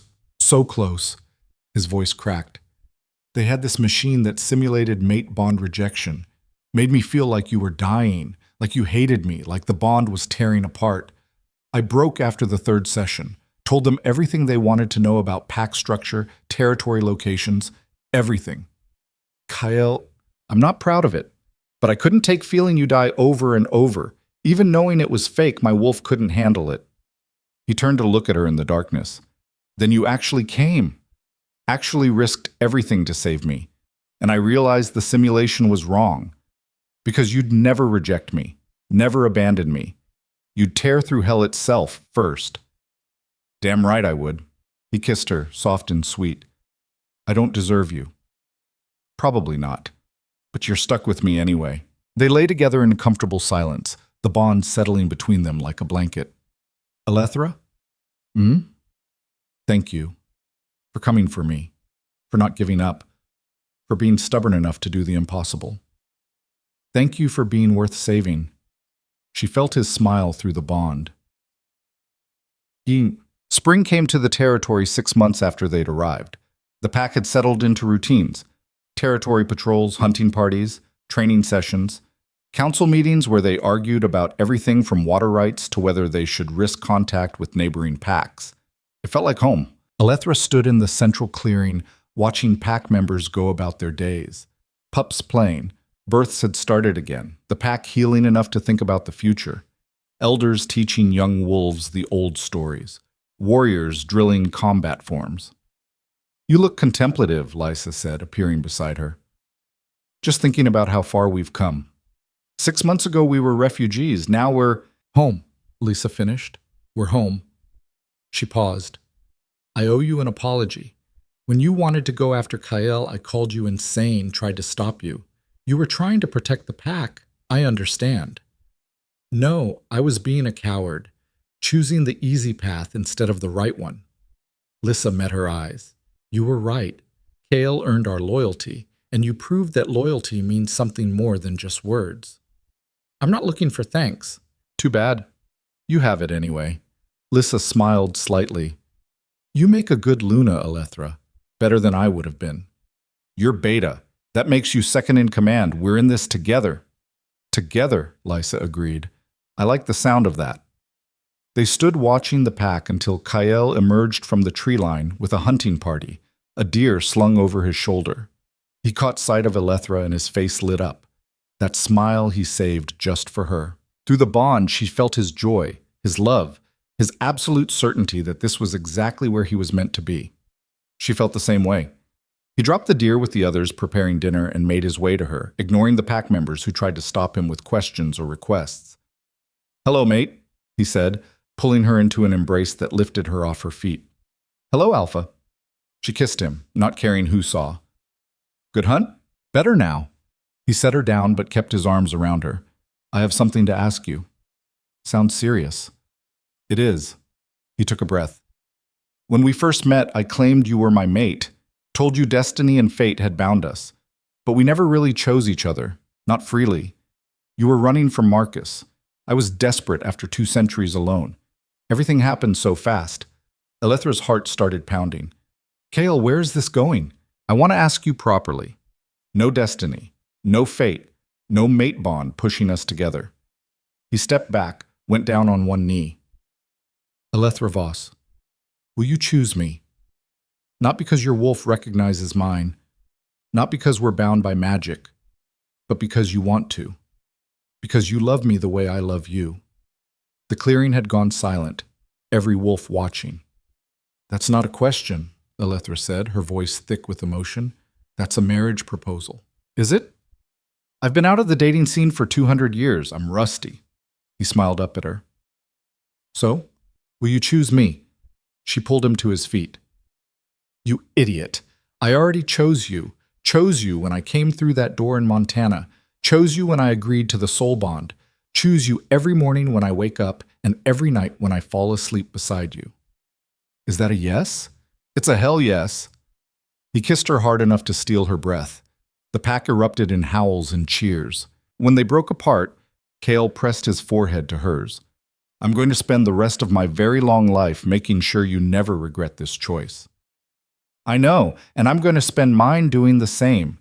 They stood together in the center of the pack, Alpha and Luna, mates and partners, two broken people who'd found each other and chosen to build something whole. 2 years later, on a spring morning that smelled of pine and possibility, Elethra stood at the edge of the clearing where everything had begun. Not the same clearing, not shadow pine, but similar enough to bring memories flooding back, running through the forest, broken and bleeding, certain she was going to die. Instead, she'd found life. She placed a hand on her swollen belly, feeling the pups move beneath her skin. Twins, Mira had confirmed, strong and healthy, and completely unaware that they were about to be born into a world that would try to tear them apart. But they'd be ready, because they'd have pack, family, parents who'd walk through hell to protect them. You shouldn't be this far from the keep, Kyle said, appearing from the tree line. He'd been shadowing her all morning, protective to the point of overbearing now that she was in her final weeks. I'm fine. They're fine. Stop hovering. Can't help it. My mate is pregnant with my children, and my wolf thinks everyone is a threat. She turned to face him, this man who'd saved her in every way that mattered. Do you ever regret it, claiming me that night? Your life would be simpler if you just left me there to die. Simpler, maybe, but not better. Never better. He moved behind her, wrapping his arms around her, his hands settling over hers on her belly. You gave me everything, Elethra. Purpose, home, family, a reason to keep fighting when everything seemed lost. You gave me the same. They stood together as the sun rose higher, painting the forest gold. The pack would be waiting back at the keep, breakfast and council meetings, and the 1,000 small tasks of daily life. But for now, it was just them. Do you ever think about him? Kyle asked quietly. Marcus? Sometimes. Usually when I'm training the younger wolves, showing them how to defend themselves. She paused. I saw him, about a year ago, in a town 40 miles south. He didn't recognize me. I look different now, stronger, confident, nothing like the broken woman he used to control. What did you do? Walked right past him, didn't say a word. She smiled. He's got nothing I want anymore. No power over me. He's just a sad, angry man getting older and weaker while I'm getting stronger. That's probably the best revenge. Probably. The pups kicked hard and Elethra gasped. Kyle's hands tightened reflexively. Soon, Mira had said yesterday. Any day now. Elethra was ready, terrified but ready. What if I'm not a good mother, she asked, voicing the fear that had been building. What if I damage them the way I was damaged? You won't. How do you know? Because you survived being damaged and came out stronger. Because you know exactly what not to do. Because you have a pack who'll help raise them, who'll step in when you're struggling. He turned her to face him. And because you're the strongest person I've ever known. If you can survive everything you've survived, you can handle 2 pups. 2 alpha pups who'll probably inherit your stubbornness, and your courage, and your compassion, and your absolute refusal to back down from anything. He kissed her forehead. They're going to be incredible. Just like their mother. She leaned into him, drawing strength from his certainty. Through the mate bond, she could feel his love, his pride, his absolute faith in her. We should get back, she said finally. Lissa's going to send a search party if we're gone much longer. Let her, I'm enjoying this. Just us. Kale. Fine, but only because I want to make sure you're resting before the pups decide to make their appearance. They walked back through the forest together, the mate bond singing between them. Around them, the territory thrived. Wolves running patrol, pups playing in the streams, elders teaching the next generation. Life continuing despite everything trying to end it. At the keep's entrance, Sarah was waiting with a knowing smile. Your office, both of you, now. What's wrong? Kyle tensed. Nothing's wrong. We have visitors. They entered Kyle's office to find three wolves they'd never met, an older female with gray shot through her dark hair, and two younger males who had the look of warriors. Alpha Draven, the female said, standing. Luna Voss. I'm Alpha Morningstar from the Pacific Coast Territory. We heard what happened at Shadow Pine, how you stood against the hunters, how you rebuilt. News travels, Kyle said carefully. It does, especially when it's good news, when it's about wolves refusing to be victims, fighting back, surviving. She smiled. We've come to offer alliance, a formal pact between our territories, mutual defense, shared resources, unity against the hunters who'd destroy us all. Kale looked at Alethra. Through the bond. What do you think? I think we've been alone long enough. I think it's time to build something bigger. He nodded. We accept, on the condition that all decisions are made jointly. Equal partnership. Agreed. Alpha Morningstar extended her hand. To new beginnings. Kyle shook it. Then Alethra did the same. After the visiting wolves left to tour the territory, Alethra sat in the chair by the window, watching the sun paint long shadows across the forest floor. It's happening, she said quietly. We're not just survivors anymore, we're builders, leaders. You sound surprised. I am. 2 years ago, I couldn't imagine surviving another day. Now I'm helping build alliances between territories, carrying the next generation of pack, planning for a future that extends beyond just getting through the next crisis. Kale knelt beside her chair, taking her hand. That's what happens when you stop just surviving and start living. The future opens up. I'm scared. What if I fail? What if the pups? Then we figure it out together, like we figured out everything else. He pressed his lips to her knuckles. You're not the broken woman who stumbled into my forest anymore, Alethra. You're Luna, mother, leader, the woman who faced down hunters and won, who rebuilt a pack from ashes, who chose love over fear every single day. You make me sound like a hero. You are my hero, the pack's hero, and someday our children's hero. She pulled him up to kiss him properly, pouring everything she felt through the bond, love and gratitude and hope, and the bone-deep certainty that this was where she belonged. When they broke apart, she said, Thank you. For what? For finding me that night, for not giving up on me, for showing me what it means to be strong without being cruel, for loving me when I couldn't love myself. You did the same for me. We saved each other. Yeah, we did. They sat together as evening fell, watching their territory come alive with lights and laughter and life. Tomorrow would bring new challenges, always did, but they'd face them together, Alpha and Luna, mates and partners, two souls who'd found each other in the darkness and built a home in the light. Alethra placed a hand on her belly, feeling the pups settle for the night. In a few days or weeks, they'd arrive. 2 new lives adding to the pack, 2 new reasons to keep fighting, keep building, keep hoping. She'd come so far from that woman running through Shadow Pine Forest, expecting death and finding destiny instead. That woman had been broken and scared and certain she'd never be whole again.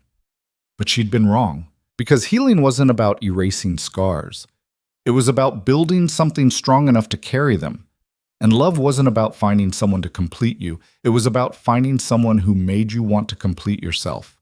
Kael squeezed her hand, pulling her from her thoughts. What are you thinking about? He asked. Home. How we found it. How we built it. How we'll protect it. And how lucky I am that I stumbled into your forest that night, that you were there to catch me when I fell. Luck had nothing to do with it. That was fate.